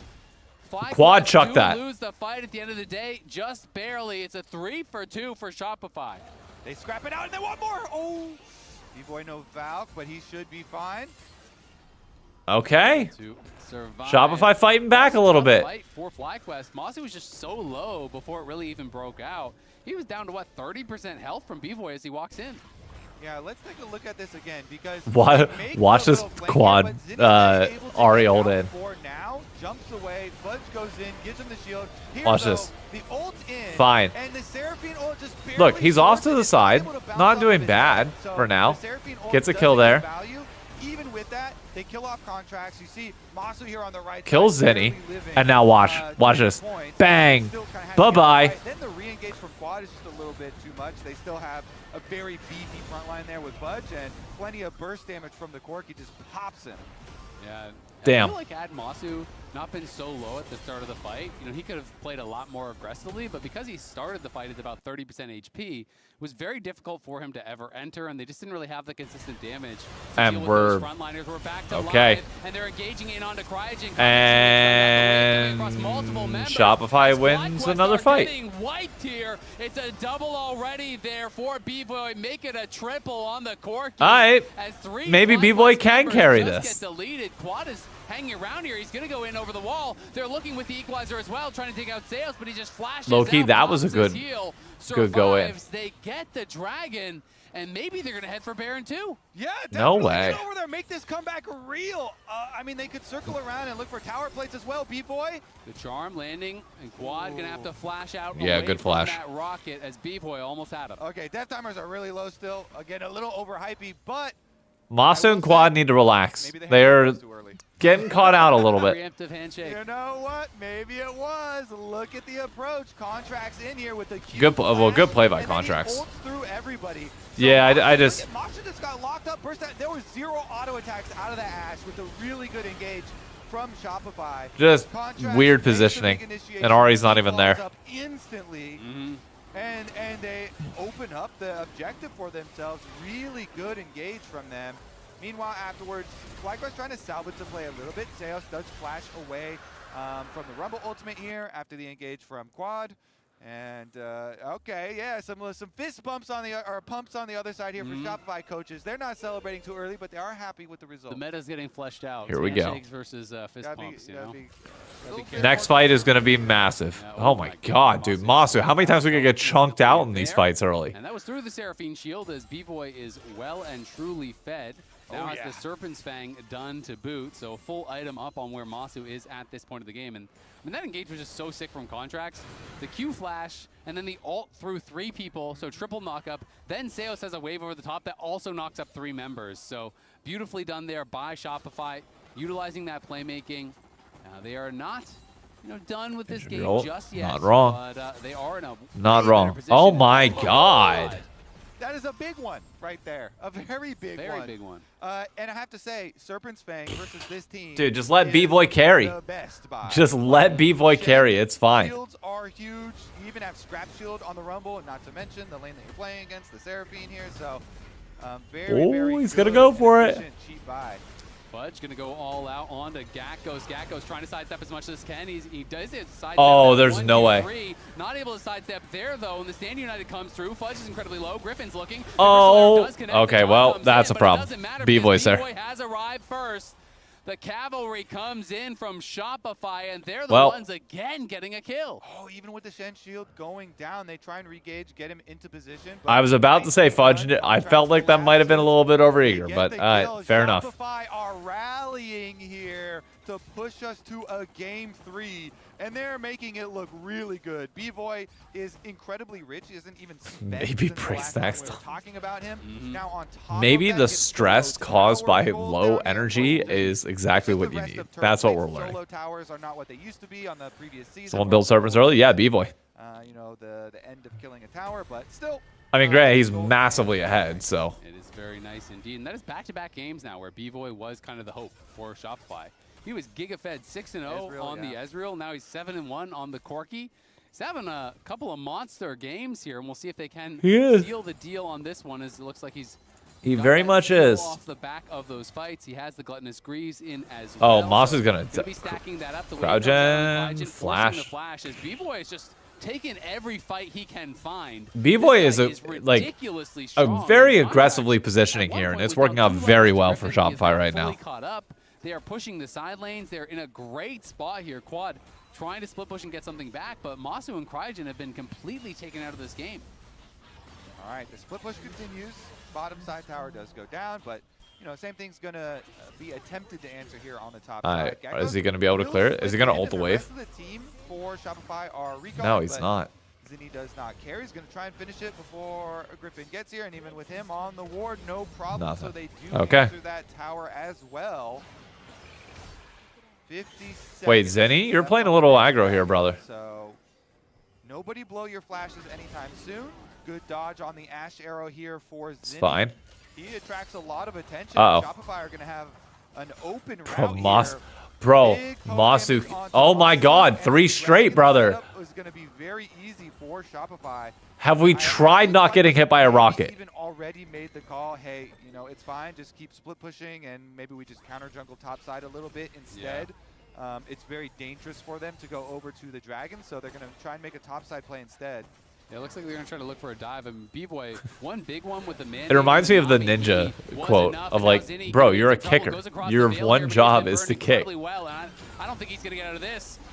Goes across the Okay, Zenny just dies. After that, tries to go between worlds and get out, but he was already down to FlyQuest gets the tower. So Gakkos is Reduce the lead a little bit, and with mid lane down, you can just go to this or go to Baron. Mid lane in trade for that, but it's a nice kill, and they're actually just going to start the Baron here. Yeah, as you should, because you know the jungle's going to be on boss side towards dragon. How about we not let B-Boy hit rockets straight into us? He has Cryogen low already. Fudge now has arrived with the teleport.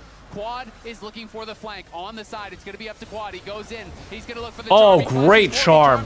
He's going to try to burst him down. The Stand United comes through, but the bubble was Can they kill Fudge, though? Fudge, he's slowly dying. Griffin taunts him. No, they can't. They can't kill him. Fudge stayed alive. He's looking for Masu. Masu flashes out. Contract's trying to finish him off. Fudge flashes over the wall. Griffin taunts Masu stepping up, though. Masu stepping up. B-Boy's low.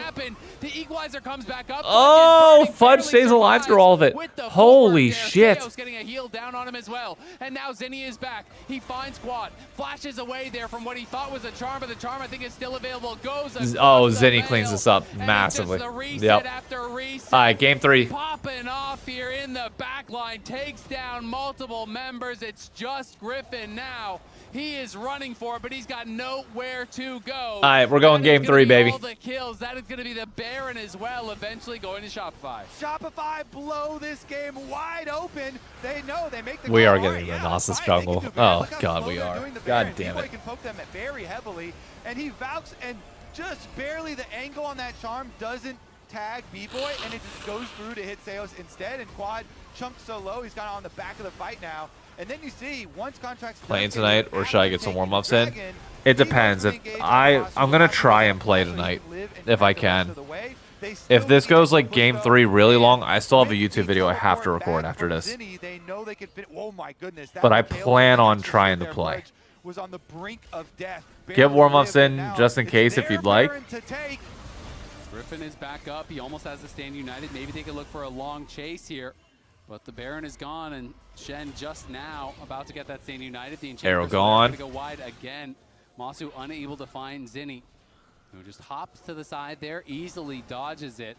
And now it is a 6,000 gold lead, and it is so. Is there an LBLCS game? Yes, there's going to be an LBLCS game later tonight. To B-Boy, who is now working on that IE. He is ridiculously strong.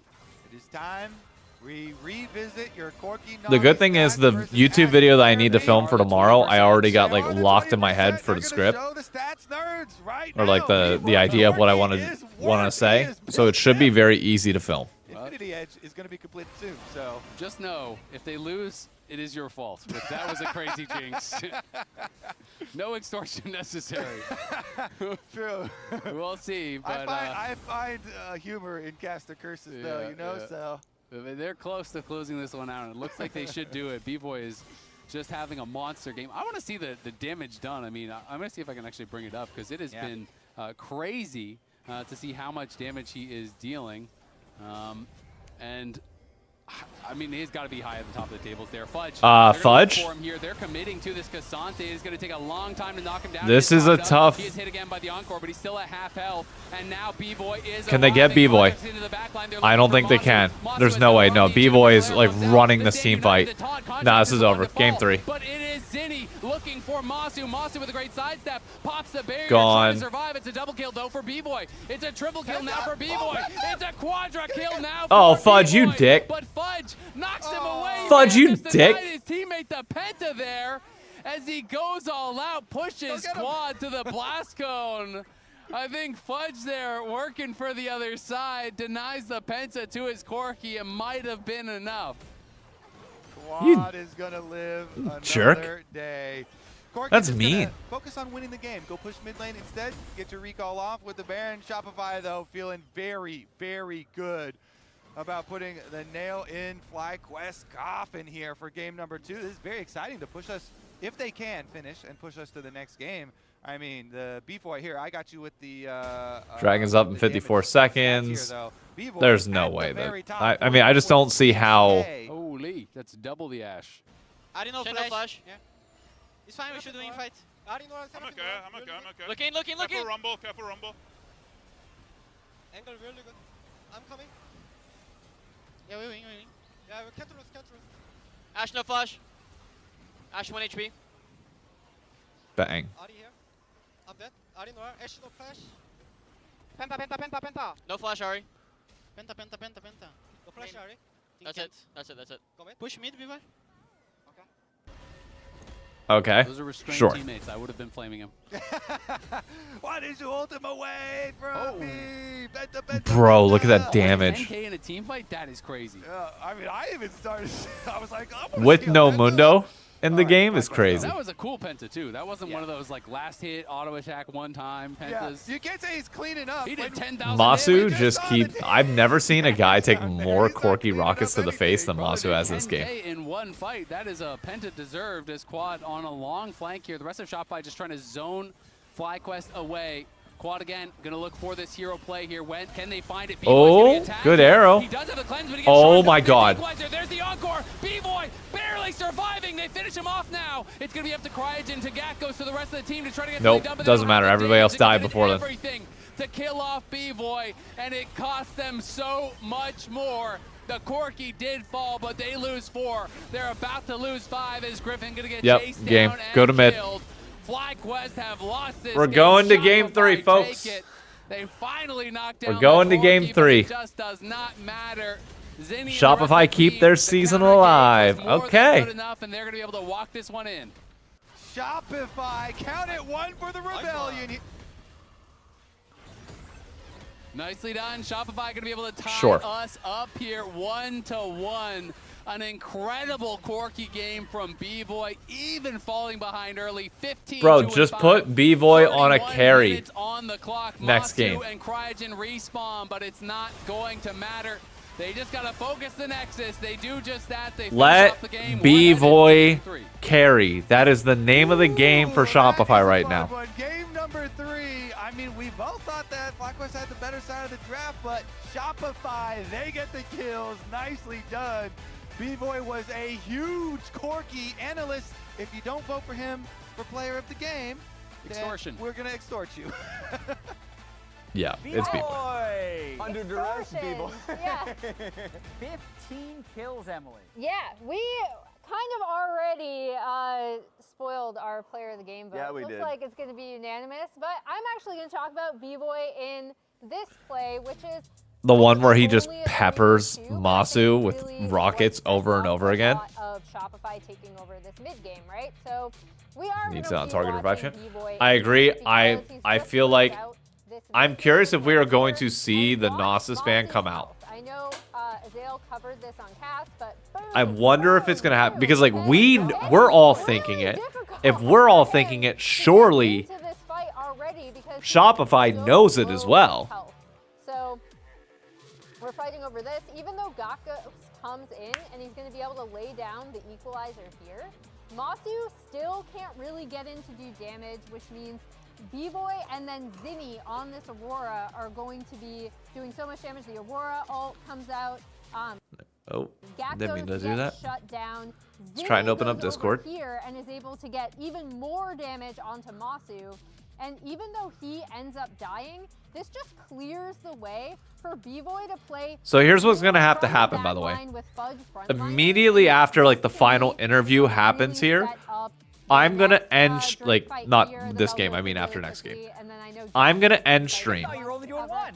I know. No, And me too, I'm really, going really to quick. very quickly record the Just video that I because need to like record for how tomorrow. They coordinate this. You Which, see speaking of, Fudge I better start already drafting on the my flank, my marking outline of what I Dakos want as to he's trying specifically take down this ward. We talk have the about TPs coming for in tomorrow. here. Contracts goes in. This is kind of a level of synergy and coordination we hadn't really seen from Shopify, and this is what gives B-Boy a triple kill, and they're able to take down this Drake as well. So those were 2 plays in the mid game Do one that more, I thought Emily. Do one more. really Block set them him up out. for Block success. him. I should just troll Jat with another team fight. And for my All right, we'll talk about it here in a minute. Okay. Baron fight. We can hold for B-Boy 15 got minutes really too. fed from what Yeah, I Emily mean, talked I about. should be able to make it. 14,000 gold. Zinni has The 9,000 thing gold at is, this point in the game. it's gonna be. I still have to edit the Definitely video, which a- happens up too far later. ahead. Definitely a massive carry here. So it might be a this late game. night for So, me, but just it's fine. watch, B-Boy. It's not like I've been up since Remember 6:30 in the setup morning. To this fight was Contracts is off. Oh, Drake, man. So FlyQuest wants to rush it, and it's on B-Boy. Look how aggressively he's positioned in front of everyone to kind of him and Seos completely push them off of this Baron. And then the fight afterwards is actually chaos. If you remember game 1, FlyQuest won in the chaos. In this game, SR wins in the chaos. B-Boy sidesteps the charm, Quad ends up hitting the support, and then miraculously Cryojin's Seraphine ultimate misses both carries. Oh my misses God. both squishies. It goes through Fudge, Seos flashes left, B-Boy moves right. Field goal. And once they've used their CC, Where's it's on the B-Boy tweet? to just dump as much damage as possible. Basically untouched. He's already incredibly fed. And they can, even though the fight ends up being pretty close down the stretch, the random Aurora TP's back in who had been picked off that actually started the Baron in the first place. And Shopify was able to win within the chaos right here. And just look at that amount of gold. 14,500 gold, 26 minutes into the game after this one. B-Boy absolutely dominant. Yeah, that TP from Zinni did shock me. I did not expect the Aurora to be is from coming in from behind. All right, we still got the watermelon. We got a coffee. surprised me. You're checking back on that, huh? Well, I want to see the damage. Oh, we got a banana. Yeah, I was just checking looking the damage. 47 Yo, we got a banana. damage Let's go. from The B-Boy Corki at the end of Nice. that game. They didn't actually have a goal lead until 9 Love that. minutes. Yeah.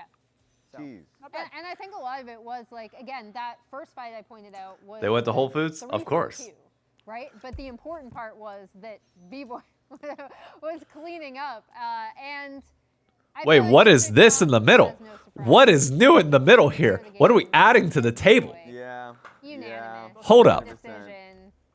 Hey, Oh. at least Why the are we FlyQuest showing fam the sad get to FlyQuest stick- family? Well, Happy in victory, of course, a little depressed in defeat. you come all the way out here, you may as well see 3 games. Charcuterie board? 92. Oh my Come on, god. that's a unanimous You're one, right? kidding me.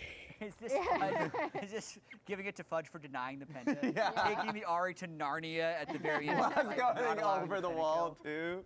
As a note, 15 kills is the I don't most think I don't know. I don't know if that's the charcuterie board because that was like wrapped in like Berserker aluminum did foil. do It looked have an like. insane Sivir game in game 1, but this series for B-Boy has actually been exceptional because the Ezreal game, he was primed to carry already. Yeah, there were already some team fights in there. I'm like, Look oh, at maybe that he popped damage off per on minute. his face. Gold down at 14 minutes. Also, look at how important this man is Jesus. to his team. He needs to be. All I'm saying is if Shopify win this series, B-Boy is player of the week. 90% kill participation in game 2. Not always, like we've talked about how we are bot lane focused meta, but not always something you see from your AD carry because typically you will have a skirmish elsewhere on the map that they're not a part of. Pretty nuts. There's your 47.6k damage, Jet. Yep. And the gold graph just flying up at the very end. Okay, so he's played Ezreal. Yes. His Shoots skill favorite shots in a champion. straight line. Yep. Corki shoots skill shots in a straight line. Second favorite champion. What else has he got? He loves Lucian. I guess.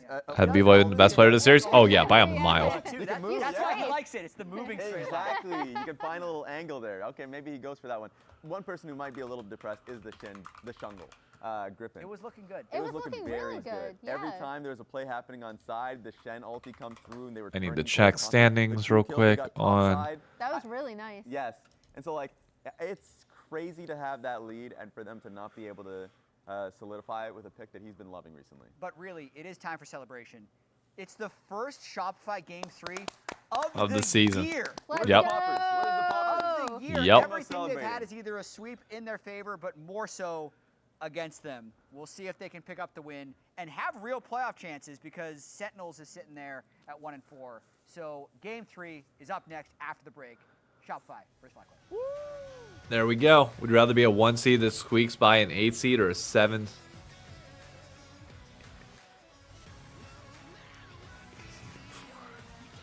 Huh?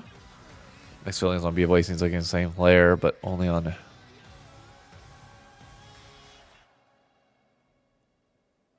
Oh, that beats their 8 seed and 4.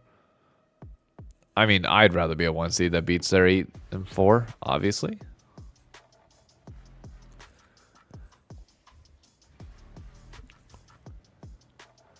Okay, so this is what I was gonna do. So tomorrow's video is gonna be like around like League of Legends esports and the headlines of the weekend. I always come up with like a list of like 5 things. The 5th thing is gonna be the LCS roster move waiting room.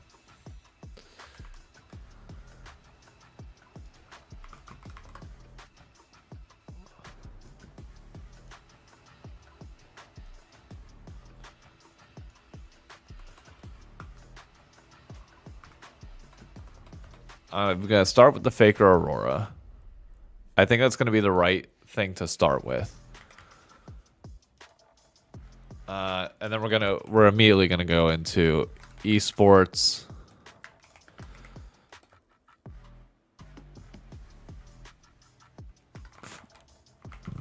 Financial outrage.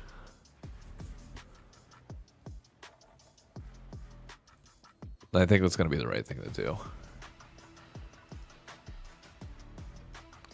Is there any other headline? We got Team Liquid versus Lion next week, but it's kind of like that's kind of like all encapsulated in like the LCS waiting room type thing.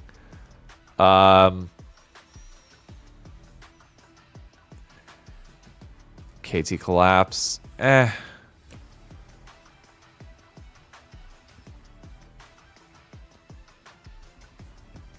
I mean, yes, bro beat KT, but that's also the most KT thing in the world. So, like, I'm not surprised. I guess we kind of need to talk a little bit about... Because the other big headline was, like, the Diablo.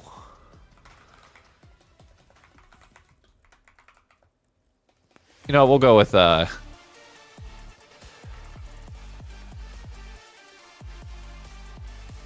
Yeah, because that's what I wanted to say. Diablo versus...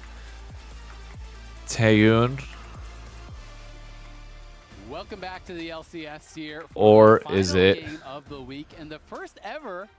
Why am I forgetting the name of the support for? That's kind of a wild stat. It's one for the rebellion. For BFX. Yeah. Why am I forgetting his name right now? Make it a whole series though. The way B-Boy is playing, I think Shopify. They should draft for Lehans, bottom lane. thank you. They should contract some path bottom Whatever lane. he wants. Just give him all the money. Get up mid-game, give him a little shoulder rub. yeah, get out there right now. Make sure he's feeling comfortable, feeling loose. He wants your keyboard? There's really nothing to mention over in Europe other than... Oh, no, I know we're mentioning in Europe. RIP... Give him a little fist bump, you know? Maybe a handshake. Actually, no. Handshakes have resulted in losses. Honestly, that's a really good gift to bring back. We should clip the FlyQuest coach handshake. LEC. To the defeat screen. Yeah. As normal, but EWC... ... There we go. Yeah, that's going to be... I mean, we'll see. I think that's my 5 headlines for the week. This one, the financial outrage is going to take the majority of it. This is kind of like highlighting people like what we need to pay attention to for the upcoming week and like the things that are kind of going on. This continues.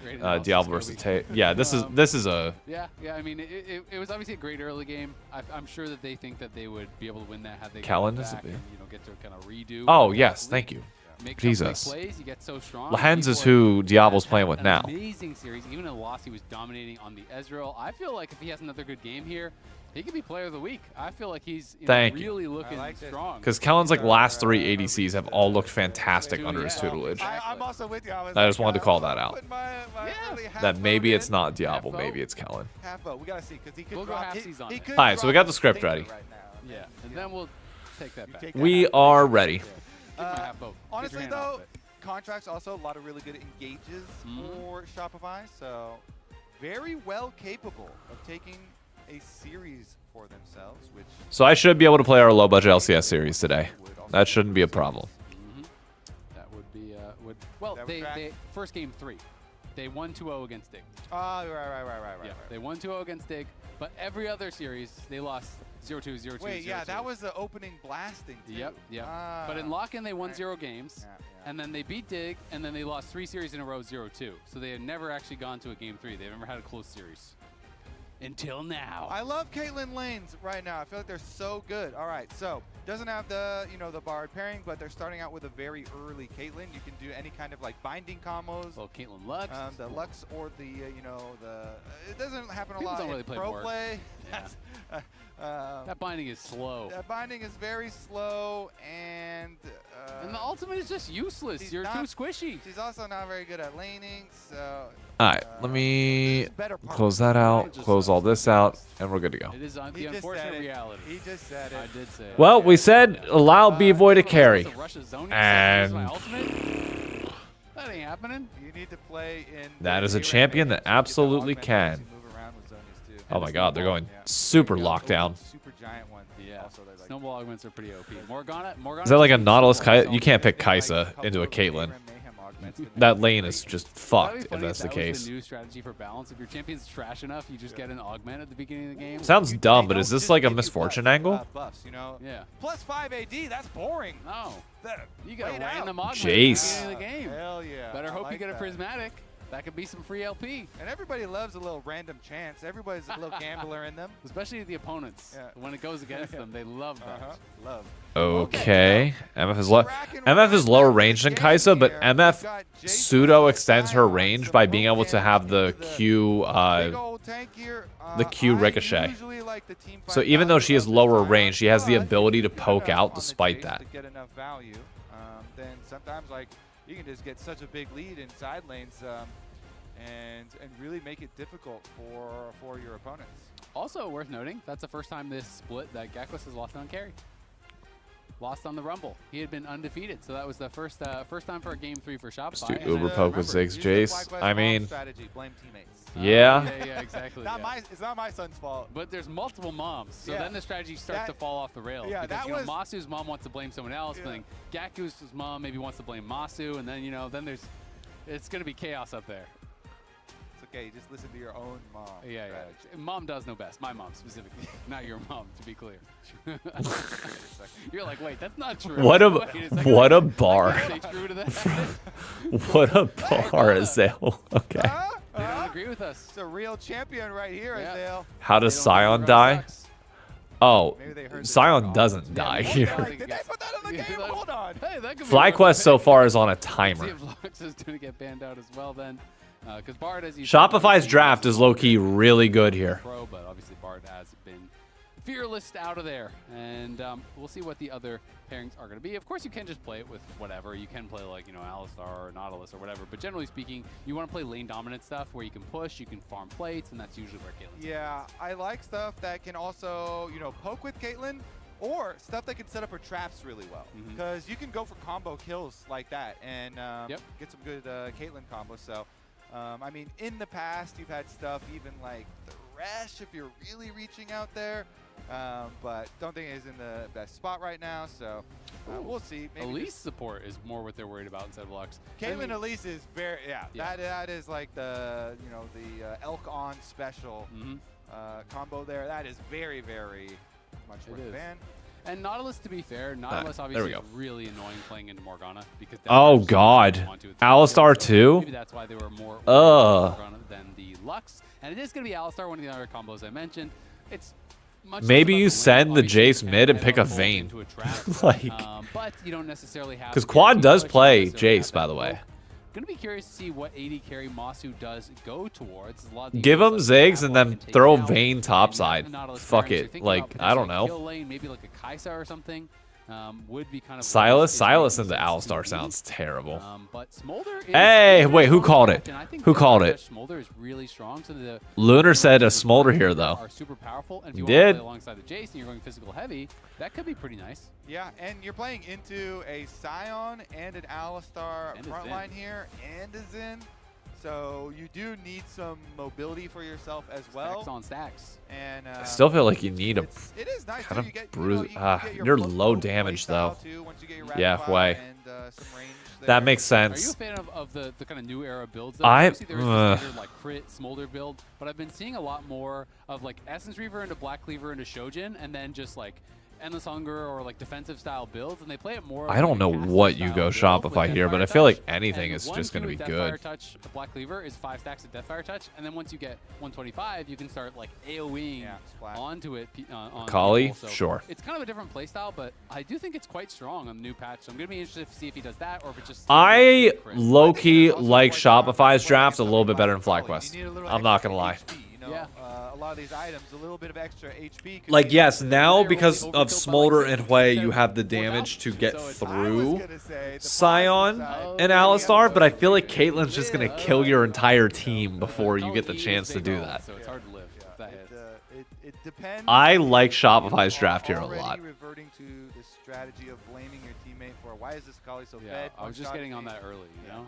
Yeah, I was listening to the moms. Freaky, this fed a Kali. Okay, so this one going to be very interesting here. We've got a Smolder. In addition to the Hwei and Jace, gives you lots of poke, lots of range on the side of FlyQuest, but the other team has Scion and Alistar, and those like. Wait, did I just read Get your engage, hard engage if you can, that like, the Yankees actually have get a optioned command on it Anthony and try and Volpe crush to the both minors? sides? That being said, there is a bunch of range on FlyQuest, so it like puts pressure on. Nah, Shopify fam, to seriously? Make their moves and make them without hesitation. And there's some pretty good No CC shit. to actually answer a Kali. I always find it, scary when I'm playing a champion like a Kali. You try to go into the shroud, but you can get feared out of that by Hwei fear. Obviously, depth charge and stuff is going to follow you through, and then you see the shadows, so you can hit the Hwei fear right out of that. Some pretty powerful CC there.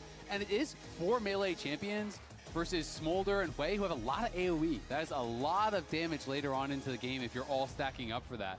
But it is a lot of champions to create space for B-Boy, who has been incredible so far in this series. So Yeah, I just don't see a world. FlyQuest has to get ahead. Touch, so Quad and Masu I really think FlyQuest needs to get ahead. If they're playing from behind this game, it feels cooked. In a lot of cases, if you were playing against like Caitlyn Lux, maybe you'd still have to just go fleet. If this And then Caitlyn bad lanes, I think you gets still the same do. kind of That's why leads I've that she's been especially getting in for the mid game of the champions, last when you're two, AoEing in these team fights, if you're not you're just getting done. one shot, you're gonna get crazy value. Yeah, definitely a good new rune that they have implemented. Far less Storm Raider Surge. I mean, that one was basically intended as a nerf to Phase Rush anyway, so intended to be a bit weaker. All right, but Smolder aside of stacks. the Let's pay attention to them. burning continues. The Deathfire burns continue on these trades. Caitlyn getting the extra push here, just ever so slightly, but the brush control to the side of FlyQuest. And a couple of those. Three? Those Okay. are Peacemakers in a row. That is 3 in That's a row that have hit Jesus. now. So B-Boy on point. with See, those I'm knockers. scared watching Those this that because definitely, of I course, are gonna replicate lose things race that to I level see, 2, and they're does pretty that far mean that I'm just forward. gonna get It's hit gonna be a by flash every in. skill They're gonna shot try to zone out Crygen with today? the traps, but he's able to step between them. And at the end of the day, he doesn't even have to use anything. So it is the flash off of Seos, and he is not playing Hex Flash. So there is a pretty big cost there. Yeah, definitely. Okay, this is not good for FlyQuest. Or for, yeah, not good for FlyQuest so far. But interesting thing is going to be that junglers are pathing to opposite sides as well. So the timing of it, they get their push in, and Seos has time to go ward and try and find the Jarvan. He goes for the option of putting the ward really deep up the river.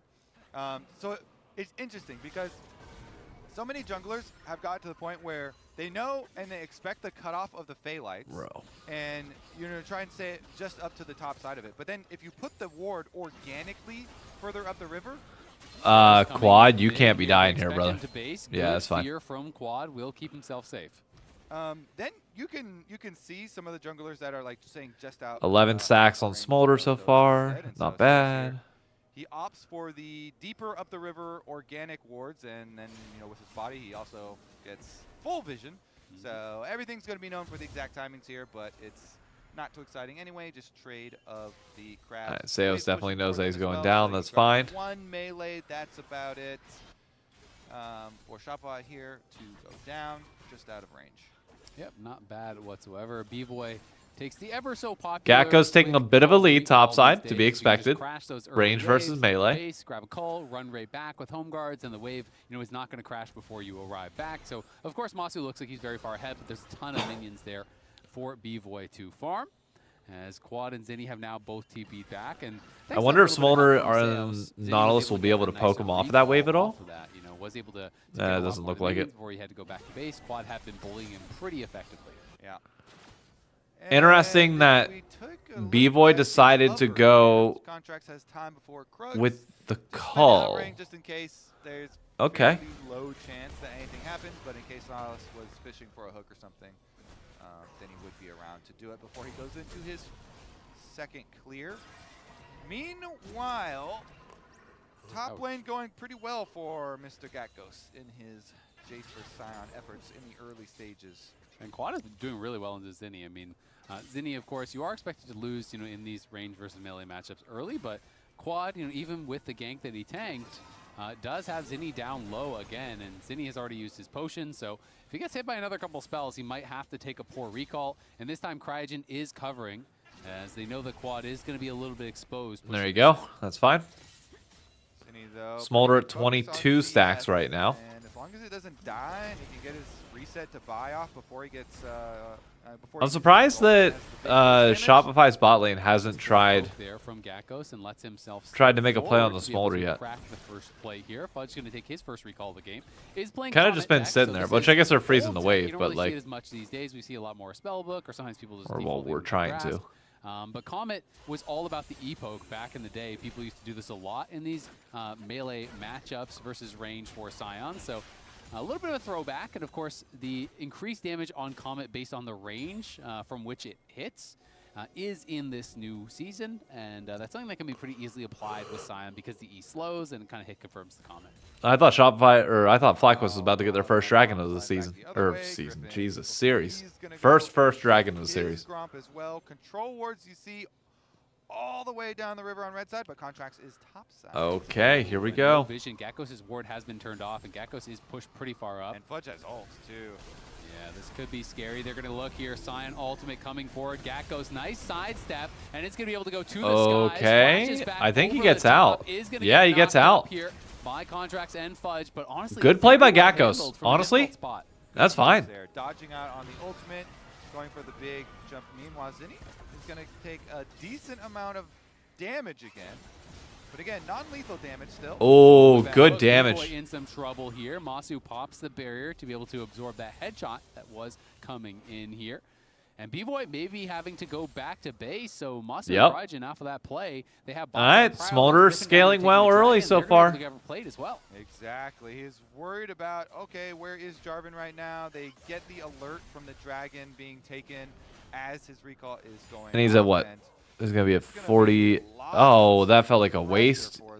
You got one. You got like 2 stacks off of that. You could have gotten that entire wave of caster minions. That's at least 3. In addition to having this pressure, so FlyQuest definitely quite happy. Does NA love Smolder? We don't see it as much here. No. All of the lanes with Fudge not being able to make good with the gank from Contracts and truly get a kill on the Gatkos. Maybe there's an opportunity now that he doesn't have flash, but don't see it really unless Dave hates Smolder. I hate Smolder game 5 picks. I still think it's a bitch pick. It's not as much as it used to be, but and Gatkos is going to recall after this wave anyway, so then the timing might not be there. So it might not be likely that they actually find the window. And of course, I enjoy playing Smolder, I will say. So Gatkos decides to cancel the base, and he's going to be able to shove this wave in, take his recall, and should be feeling pretty comfortable about his position in this game. And we'll find out after there you go. Take it back. Reaver Rush, which style of build he's going to be going for. Is it that more modern era kind of caster style build? Contracts getting a little bit better of Griffin in the moment. Seos here is level 6, and was trying to threaten a little bit of a wraparound as Zinni and Contracts are in the area. 4 members strong from Shopify. Oh, I'm curious Quad if... has yet to move here. Cryogen is level 5 as well, as B-Boy's going to get a free headshot onto Moss. Yeah, your blue buff is gone, my friend. Time to just give up that blue and take the small win of Quad continuing to push mid. How was golf day? Not too bad. Kids weren't too bad. Biggest thing is my allergies held up. My eyes are a little bit dry, but that just is what it is. Contracts here. He's moving down. Contracts doesn't know if someone is behind him. Contracts, though, is in the back of the pit now, and he's either going to have to turn and fight or something. There's the flash in. The Spiraling Despair does come out. Can they kill Seos? Blocks that. Smolder does not do a lot of damage yet. Quad has no flash. Mob comes to life. Yep, there it is. That's one. You really don't want that to go on Cryogen. Really deep in there. Zinni did not want to commit, and neither did B-Boy, and now Zinni running for the hills here. Cryogen does have flash as well as the depth charge. He could look to commit onto Zinni.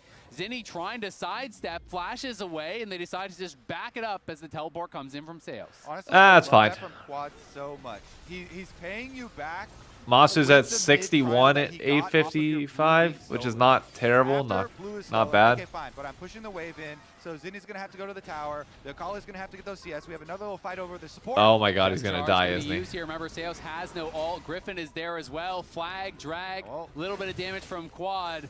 Seos does have the heal. The Cataclysm. Seos dies again. But they do get the kill. My god. Oh no, Akali. Going to land the hook. The root there to follow it up as well as Quad. Procs the passive won't be enough to kill, but Cryogen getting active here on the Nautilus. Yeah, really good responses from FlyQuest. After the blue steel play goes off, they end up getting 2 out of it. Oh my god, you're kidding. Big Krug last hit. Griffin going to be able to steal away most of the small ones, and of course did not have the fact that it goes on the B-Boy though is kind of great. Now looking for the Raptors, looking like should be able to get it probably, but the teleport is coming back in here from Zinni, and Seos is in the area, but Griffin with his smite should be able to just take this and walk out, and will be able to grab the whole camp for himself. Very nice stuff there, and that's all said and done. 1.2K. I don't know. I mean, the big thing for Griffin is that his ult is down, so what a Contract's not even try to go in on that. I don't know. I thought you meant Griffin. 10 minutes is quite a nice pace. Of course, when it's double melee supports, always makes it a little bit easier. Get a couple extra stacks here and there when trading, and with the skirmishing going on too, and the collapse. Really, really nice. So there's your Essence Reaver done. Yep. So Essence Reaver is done. Gakkos is working in towards his Black Cleaver. CS check, up 14 in mid lane on Shopify side. Zenny is CSing really well. Gakkos is up a little bit, not much. Masu, most importantly, stack-wise, is at 73 at 10 minutes. Is not really accelerating the pace at all, but it's fine. Fudge honestly doing a good job here, trading with Gakkos, even with that grasp. Fudge is winning out in that skirmish, and it means Gakkos is going to have to dragging up in 25 seconds. Down to bot side, and if you're FlyQuest, you really, really want to get this.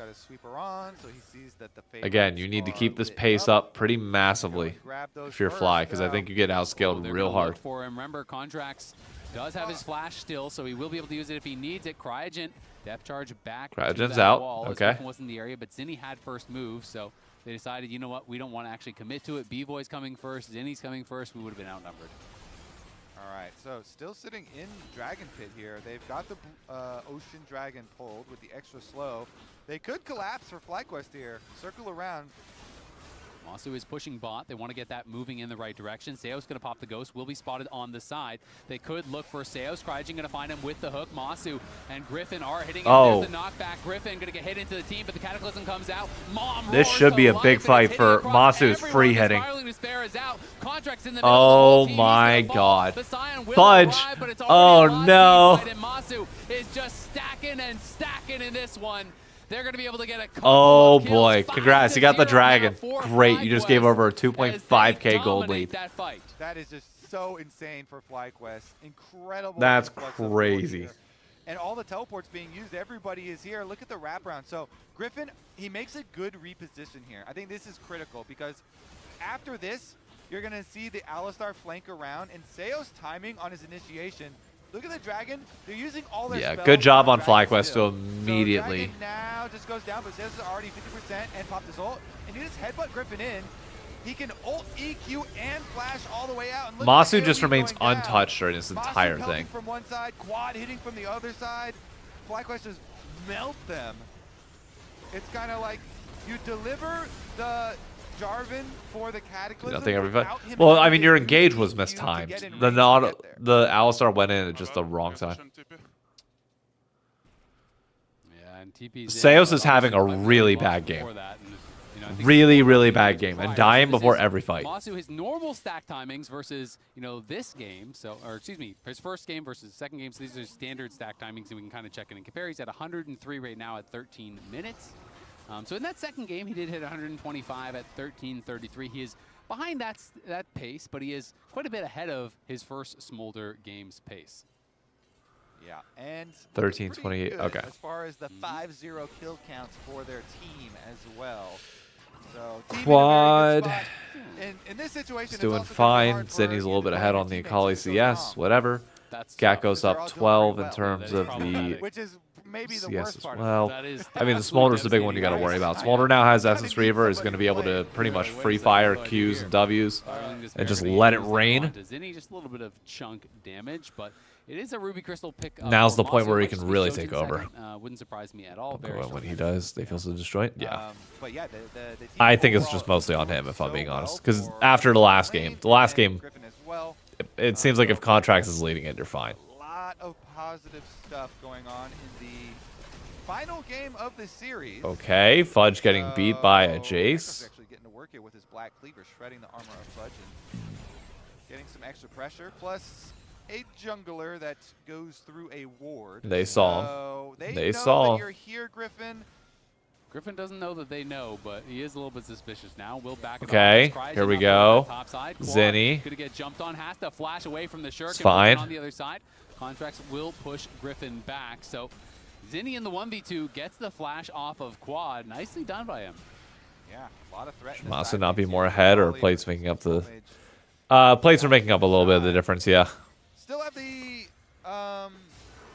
Nautilus. Oh my god. He's going to wrap around again, and Zenny he hit him. going to get hooked into that shroud, but yeah, they're just not having the confidence to actually follow up. They're like, okay. we don't have the ult on that Quad, feels like kind of a waste, but whatever. He's got spell book, so it's not like it matters. Here, from Observers, nice little one, trying to show. They don't know exactly how far people away are. Nice. Griffin going to be able to use the passive. 126 at 15 is not bad, but now that he's hit the 125 mark, he really needs to amp up the speed here. Ult in that 1v2, so Zenny will be without the perfect execution, and Fudge also has no ultimate, is down bot side. Yeah, meanwhile, Cryogen has just been holding his Nautilus ult. Didn't waste it in the exchanges up on the top side, so it's a very threatening ulti, even from the. Caitlyn's getting plates because it wasn't 2.5k gold lead. It's down to 700, or it went down 700. Oh, it went down 900 now. And the Caitlyn is ahead of Smolder despite the 2 kills and 2 assists. So Caitlyn is getting items, and it is going to be a problem here soon. Love farming in mid lane for Smolders, especially. I was gonna say it. Raptors are up. Very tempting. Some junglers will say, "Here, take my extra Raptors for the stack." Nox could say that, but he doesn't say it to me. Go back to base and buy your Ruby Crystal and your glowing moat. There, buddy. Yeah. Nox could say it for me, but he doesn't. Some contracts, laying a bit of a trap here, and now that Masu is past 125. Oh, Cryogen. Breakout. Yep. There are 4 melee champs there. You can get so many stacks. You got to win this fight if you're Fly, because the next one gets impossibly harder. Because Caitlyn's going to be on Hex Optic IE, which is like a massive, massive spike for her.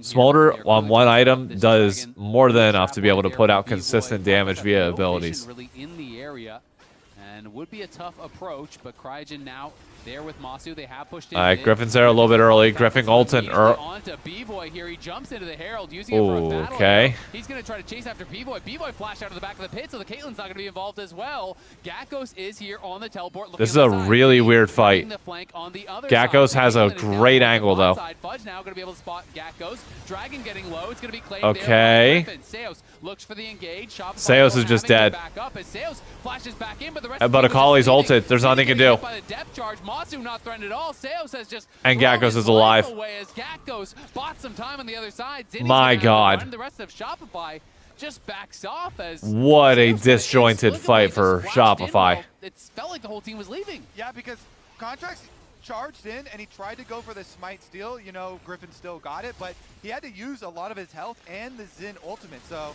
he's not. Masu could be oh my Look god. at the fear from Quad, the spiraling despair, and that is what Zinni That's enough. feels as he's Bye-bye. burn Wow. down the black fire torch and the death fire touch. Yikes. Quad played that one beautifully to keep Masu alive. Oh, Cryogen could die here. Yeah, Cryogen's dead here. Nice combo, interrupting the depth charge there from Cryogen. Pops the exhaust. Let him in die. The area. There's no reinforcements, buddy. Send a letter home to your mom. Not good that Caitlyn got that kill. He's holding up a sign, actually. Help me! I mean, we were just about to talk about great peeling from Quad there, standing next to Masu. Nice. And, why didn't Good you tower. go for Cryogen? 4K lead. But he's all out of peel. Griffin goes in, he puts down the Herald, and then wants to stick around. Use Good the play Herald from to Griffin. Escape, and kind of delay the start of this dragon. Then the little wrap around here. So look at the attempt for the smite, and we're gonna look at Contracts goes in. He uses a lot of health and his ulti when they go for the steal, and then after that, it's pretty hard for you to continue the fight because you use a lot going. Look at Cryogen marking Zinni here, though. And then B-Boy, The second Cryogen sees Zinni, immediate ulted mark him. Well done. And then they're hitting into the Jace. Who has the TP shield? I didn't like that flash forward. Fudge. I thought that was, they could have just maybe just left at that point, but it was always going to be a tough fight. I think Griffin had 179 already on Smolder. He's going to be at 225 in no time.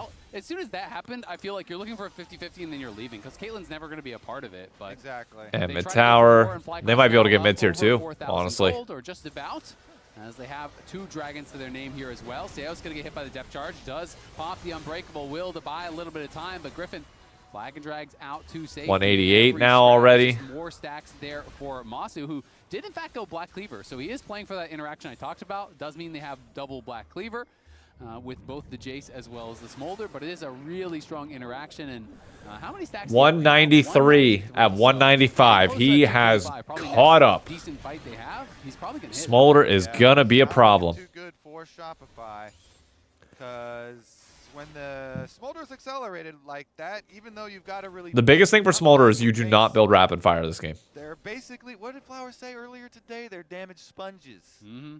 And if I was going to You need straight damage this game. You cannot build. Would you like to be the sponge? Cannot build rapid fire. I'd rather be a real tank. It's not fun just being a sponge. You don't know what you're soaking up as that sponge. No, definitely not. Yeah. You got these smolder boogers flying out. Random stuff coming at you. You got to soak it up. That's gross. So I like to choose what I consume, you know? I might still consume garbage, but I'm making that choice for myself as Fudge. Fudge? I don't know about that old brother. And Masu going to grab a stack for his trouble on the way out as he crosses that 200 mark here. Yeah, Quad split pushing up there. He's got his teleport. He's going to hit 225 before Dragon, I think. Money for himself. Wow, assuming he manages these waves well, he will. All going according to plan. For FlyQuest here. Side lane's in good condition. Smolder just 207. Are chickens up? Chickens are about up. You got to let him get chickens. 225. J4, you just got to give him over to Smolder. Don't you dare. Okay, thank you. He is. Good. But hey, you find the right team fight. You never know. The other thing with Smolder against Alistar, the dot is true damage, past 225, right? So that is something All right, Smolder, get your back in. Likes to see when you're so dependent upon your damage reduction from your ult. If you do not pop He's that not going to early, back. Sometimes you're going to burn down. Oh boy. Okay, fine. Relying on 2 items. True damage does B-Boy doesn't really have all that much in terms of a third, so it's fine. 9 stacks away. We'll get 6 from this wave. Or 5. Honestly, too, I think it's pretty hard. That's to fine. Like our Shopify's gonna send it on this next one. I think maybe you just give it. Yeah. You farm more. Smolder has execute for this fight. 220 and 1 now. He'll get at least 4 from the last mid wave, and could even poke out the rest if he wanted to. But it doesn't matter. Aren't gonna drop it. I mean, Sion's walking you down too. 223. We don't even want to give Dragon 226. There it is. All right, Smolder's got execute. Griffin flag and drags in there. That was pretty aggressive. Contract's trying to get in on him, but Gatgos putting a lot of damage down onto Contracts, and he's Contracts? B-Boy here is firing back. Mom comes over the top, but there is Fudge. The charge is going to be blocked. Look at the team block. Oh no! Caitlin's dealing damage. Quad and Masu still alive here. They are pushed back, though. They've killed off Griffin, and I think that means they've earned themselves the Dragon. That was a huge engage, and Shopify gets so much work Good job done. from Fudge. Wait a second. FlyQuest are sticking around. They're teleporting. I was gonna say they got Smolder. Jace. I think the Dragon's probably still gone though. This seems so risky. Gakkos is going to get down on the side by Seos, and Zinni has that teleport shield to buy quite a bit of time. Masu working on Fudge on the side as Quad is going to throw down the Smiling Spare onto Seos. Wow. Should be okay with the Unbreakable Will. Good sidestep on that little orbital laser coming down. We've hit that point though. We've hit that point where now you got to be able to get through this front line, and as of right now, Masu's only tickling. Yeah, I love Contracts. He never hesitates. This guy always with the killer instinct. So as soon as he sees the flag and drag, he goes in for the chunk. He goes in for another chunk, and he softens them up. This is a great position. For a huge Scion ultimate. Yeah. And they do have people stepping in front, but you get the follow-up Q and into the knock-up as well. It's a little bounce house there. So Contracts like kind of creates a lot of these plays with just forcing action. All right, Caitlyn. You EQ'd. Is she going Storm Razor? You out a little. I go in. I spend my ult, but you are also all grouping up. I don't know what she's going there. In this small corridor, and Fudge that we call. Moss is going Spear of Sojin. The entire time. Got a really good line for a Scion ult, which set up Seos' follow-up and gets Shopify right back in it. Yeah, that was a sick flanking. I think we're about to be at the point where Caitlyn does more than Smolder. The damage. Griffin tried to flag and drag in to block it. Cryogen flashed in to try to block it, but three of them took the damage, and then three of them got knocked up. Somebody should have beat him in qualifiers then. And that bought time for Seos to get in there, for Zinni to get in there, and then, the fight is going to be incredibly hard. But even with that, they did just kill off the one player. They did just take down Griffin. And it's not the Assassins that I work. Dude, oh, it is Rapid Fire? Okay, whatever. I have to be a little bit more nervous after that one, thinking back to last game. They had a great start. It did eventually spiral out of control. Caitlyn is Again, a now, problem. B-Boy is on 3 items. Caitlyn is a big problem. The consistent hope here for Shopify. Yeah, and actually, he doesn't. She's going to deal more damage he's got plenty of than Smolder does, despite Smolder having the execute. With his rapid fire, he opted to go for that. So 3 items, and see if he can get some of these rapid fire headshots off on people. And there's like no armor at all on the other team besides the Locket. The Locket is literally the only armor that they have here. But Masu now has obviously passed that 225. He's up to 270 stacks. And his Contracts is going to be going in on some good poke from Contracts. Okay, Masu's putting out a ton of damage so far. Seos is dead. Seos has gone too far. He's burned down. That's a killing spree for Masu. Uh-oh. As Zinni was threatening on the side, spotted by Gakkos. Gakkos is going to go hunting for him.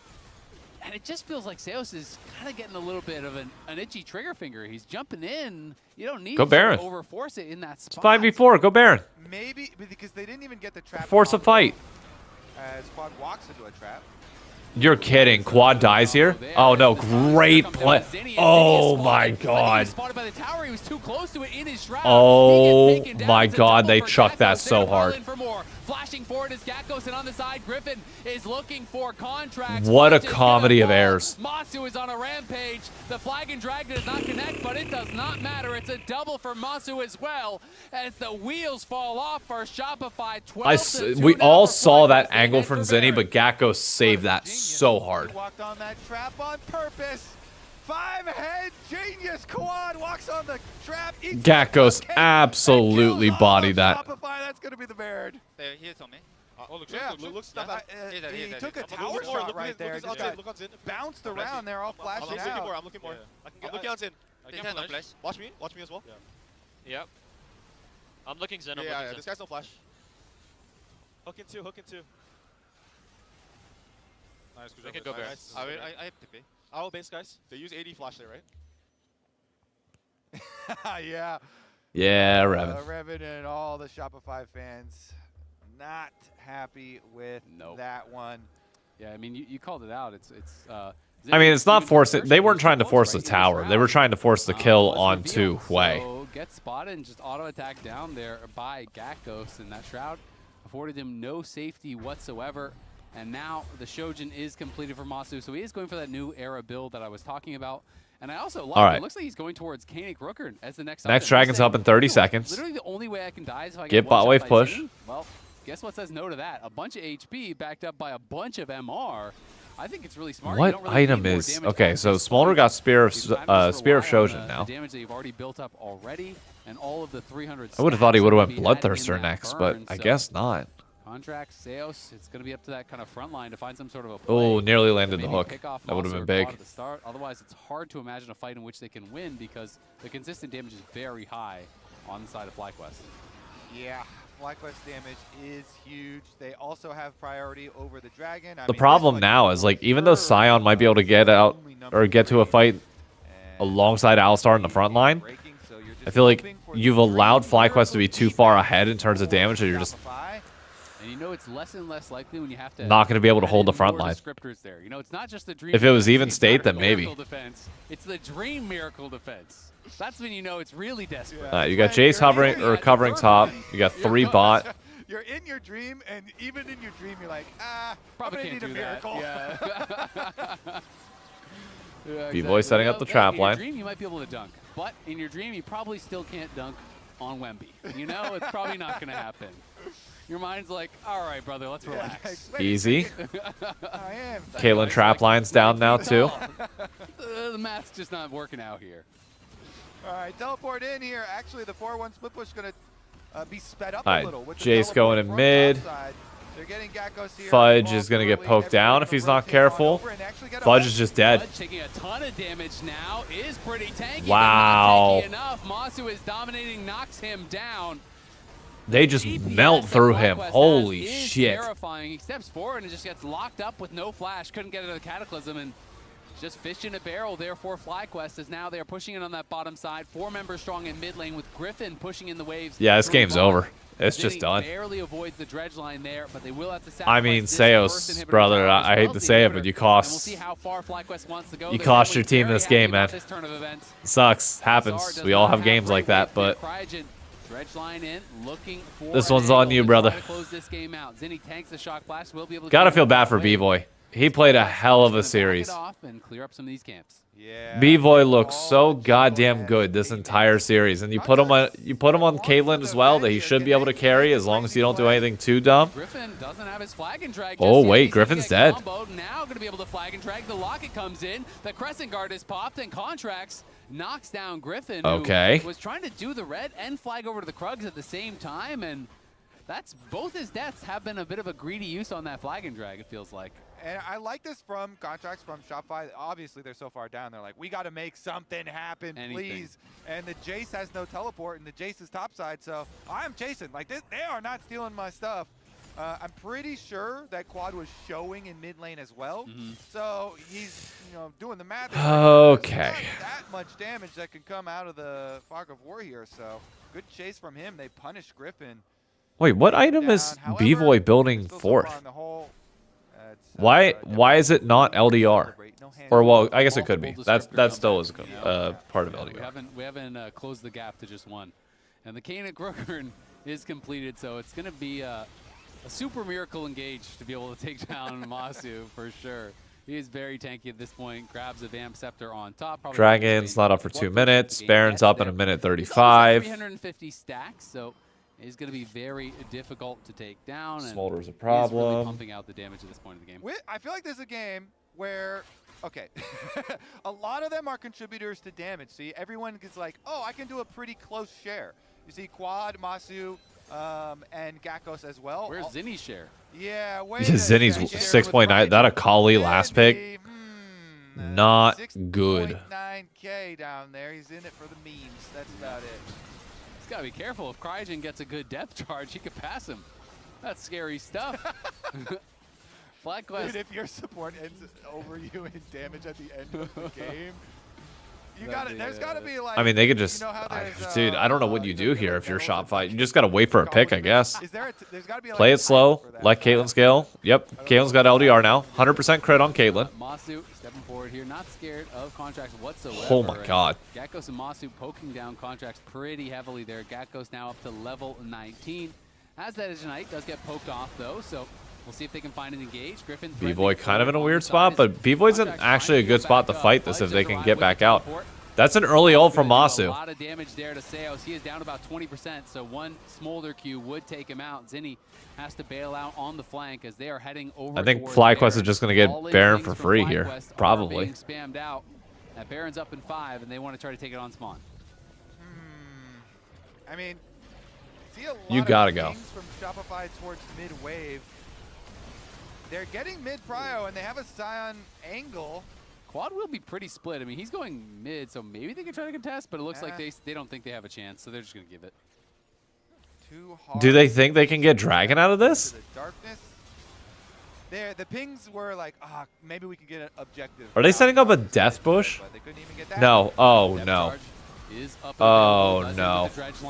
Fudge gonna pop the unstoppable onslaught just to Fudge doesn't have TP. It's done. Like, this is just over. The crescent guard there trying to stay alive. Unless Caitlyn can deal damage. Nice knock up there onto Griffin. Seos flashed in on Masu. Masu has to flash out. Caitlyn's doing a little bit. Caitlyn stopped. No, it's done. Nope. Masu goes godlike. Fudge is burning Yep. as well. Zinni Done. gets a massive shutdown on the Geckos. That's Nope. 1K. Bye-bye. Zinni's into the backline. The Spiraling Spear gets popped. Game. And Zinni gets the lead in. See ya. As all the kills go to Fly. Sayonara. There. 18-4. They wipe them off the map. It's an ace for FlyQuest. And they're going to wipe Shopify off the stage. Oh, man, bro. You got to feel bad for B-Boy. Tried his best, with their but... families in attendance. They're gonna take it. FlyQuest gonna get the job done here. A dominant game 3. Great performance from the carries. Masu and Quad carrying a lot of the load in this one, looking really strong in the team fights. FlyQuest gonna take down Shopify, move to 3. Easy enough, I guess.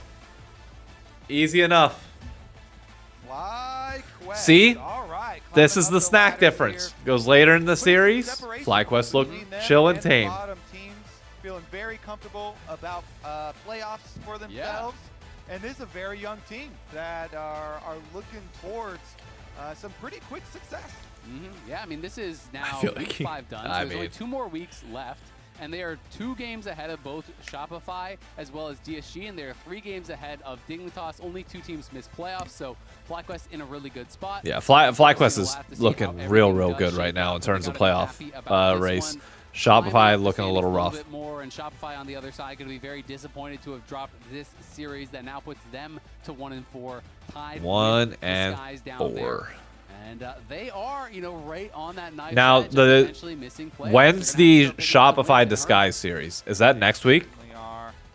FlyQuest, though, this roster, put together, looking at the No, it's the final week. Trying to build up, and I remember at the beginning of the year when we talked to Griffin. Have a good night, Roxanne. Was like, yeah, I don't expect this is genuinely, this is going to be a banger. This is literally going to be Shopify versus Disguise to get in the playoffs. Top 3 for them. That's crazy. Only in the first half of the year, so they are on pace, and we do have Griffin ready for like that's gonna be it. Assuming Dig doesn't get a win anywhere, yeah, it's gonna be crazy. I'm gonna need you to show the back of your jersey on this one. Yeah. There we go. There we go. It's a man. Duh. Shot of your basically your family. Shout out to anybody that gets a reference. The parents, moms of all of FlyQuest here. First of all, how's it just been having your mom here, and did you get to see them at all? Yeah, no, I mean, it's super cool. Can I hold this? Oh, go for it. Okay. No, it's super cool. Like, I think for Mother's Day, FlyQuest, flew out our parents. So it was definitely a nice experience because I haven't, seen them in a while, probably, 4 months, 5 months. So, and then they came, saw, how being a pro gamer is very, new to her. So it's, very fascinating. And, no, it's really cool that she came out, and I really wanted to win for her today. Because if we lost, that would have been awkward. That would have been awkward. All the moms come to lose, so. Hey. Is there, because Mother's Day is coming up, so is that the gift? What's the gift? What's the thought process here with next week being Mother's Day? Yeah, no, I think FlyQuest just wanted to treat us for Mother's Day, fly out our parents, so it was really nice. Okay, and perfect. And the thing is, especially I want to talk about the Shen jungle if possible, because you've been somebody that's been really embodying all of these different type of picks. And even though, yes, it came up with a loss, the early game was incredibly cool. Just talk to me about the Shen jungle in particular, and just basically being as experimental as you are. Yeah, I mean, honestly, that game 2, that was the freest win, but we kind of just trolled a bit. But yeah, no, I think Shen jungle in particular is a very good neutralizer. He's really good against champions that well, I picked against the Vi. Like obviously it's pretty easy. Vi R's the person, you are the person Vi ultied, and it kind of like neutralizes her. Yeah, you should have seen the mic hold yesterday. The mic hold yesterday was crazy. It is what it is. But yeah. I forget who it was. Was it Morgan? A lot of credit just because of how He just like grabbed the mic. He's like, give me the mic, bitch. That you can beat any of the top teams, and I guess like a lot of these games can be really scrappy. Your next 2 series are going to be against Lion and C9 and the rest of the regular season. Good luck. What's something that you guys are hoping to really rally and get better at going into the next 2 weeks? I just think overall, like, I mean, it's meant for us is like mid-game, like team fight setups, and just overall being more consistent. Because I still think we're a bit inconsistent. Like sometimes we play really well, sometimes there's some days we play really well, some days we play really bad. So just like working on overall consistency and like developing consistency throughout the games between our like mid-late game and team fight setups and team fights. There we go. Thank you. And final message. Message to your mom who came out here. Just anything that you want to be able to say to her? Yeah, no, I mean, I'm just really glad that like, so growing up, my mom was super supportive, but now she's like super supportive now that like I made it to the big leagues. Classic, so baby. I'm just really glad that like she's able to support me so much and like care so much. I think even though when growing up she didn't give me the most support, I think in general it's like very lucky to have such a supportive family. And now that I'm like in the tier 1 leagues, that she supports me a lot, I'm really grateful because I know that's awesome, you know, some man. parents or like you might not get as many opportunities or something like stuff like that. So I'm really grateful that she supports me so much. I'm actually going to expand on that because at least for me, I know my parents didn't understand it at all, right? Straight from Ethiopia, they had no idea. So like, what was the process like for your parents or even just your family kind of getting an understanding and just starting to support the idea? Yeah, so it was actually funny because they did some interviews, and my sister showed me a thing. My mom would do like, when she was younger, she'd just take away my PCs and stuff, and like, oosh, oosh, oosh, oosh, you know, like, hey, go to school and stuff. Yeah. But then, like, when I started, like, taking the game more seriously, became more professional, she saw the paychecks coming in, she's like, hey, do what you want. So I'm really grateful that, even though it's a foreign concept to her, honestly, she's an Asian parent that doesn't know much about gaming, and gaming in general is very new and is not of this or her generation. Yeah. She's still very supportive and very open to the idea, even though it's very foreign to her. So I'm really grateful for that. Yeah. Hell yeah! Congratulations one more time and keep trucking, brother. I cannot wait for playoffs. That's I'm sure going to be great for you guys. So thank you guys. All right, folks. Here's what's going to happen. I've got to record a video for tomorrow for YouTube and get that done so I can play in our low-budget LCS series, which kicks off here in about 30 minutes. So Twitch, I'm going to raid you guys over to the LCS channel to watch like the ending interviews and everything else going on there as it winds down. YouTube, I'm going to cut it, and then I'll be back in 30 minutes on a 2-minute delay, and we get a final series. It's going to be the last series of our time in the low-budget LCS for the needlessly large rods. Okay. And that's going to be it. So I will catch you all later. Have fun over on that raid. Oh, starting to raid now. 9, 8, 7, 6, 5, 4, 3, 2, 1. We're waiting for you. TikTok, man. This last series of the game, I voted. All right, rating. See y'all in 30 minutes. Yeah. I think Quad's way is actually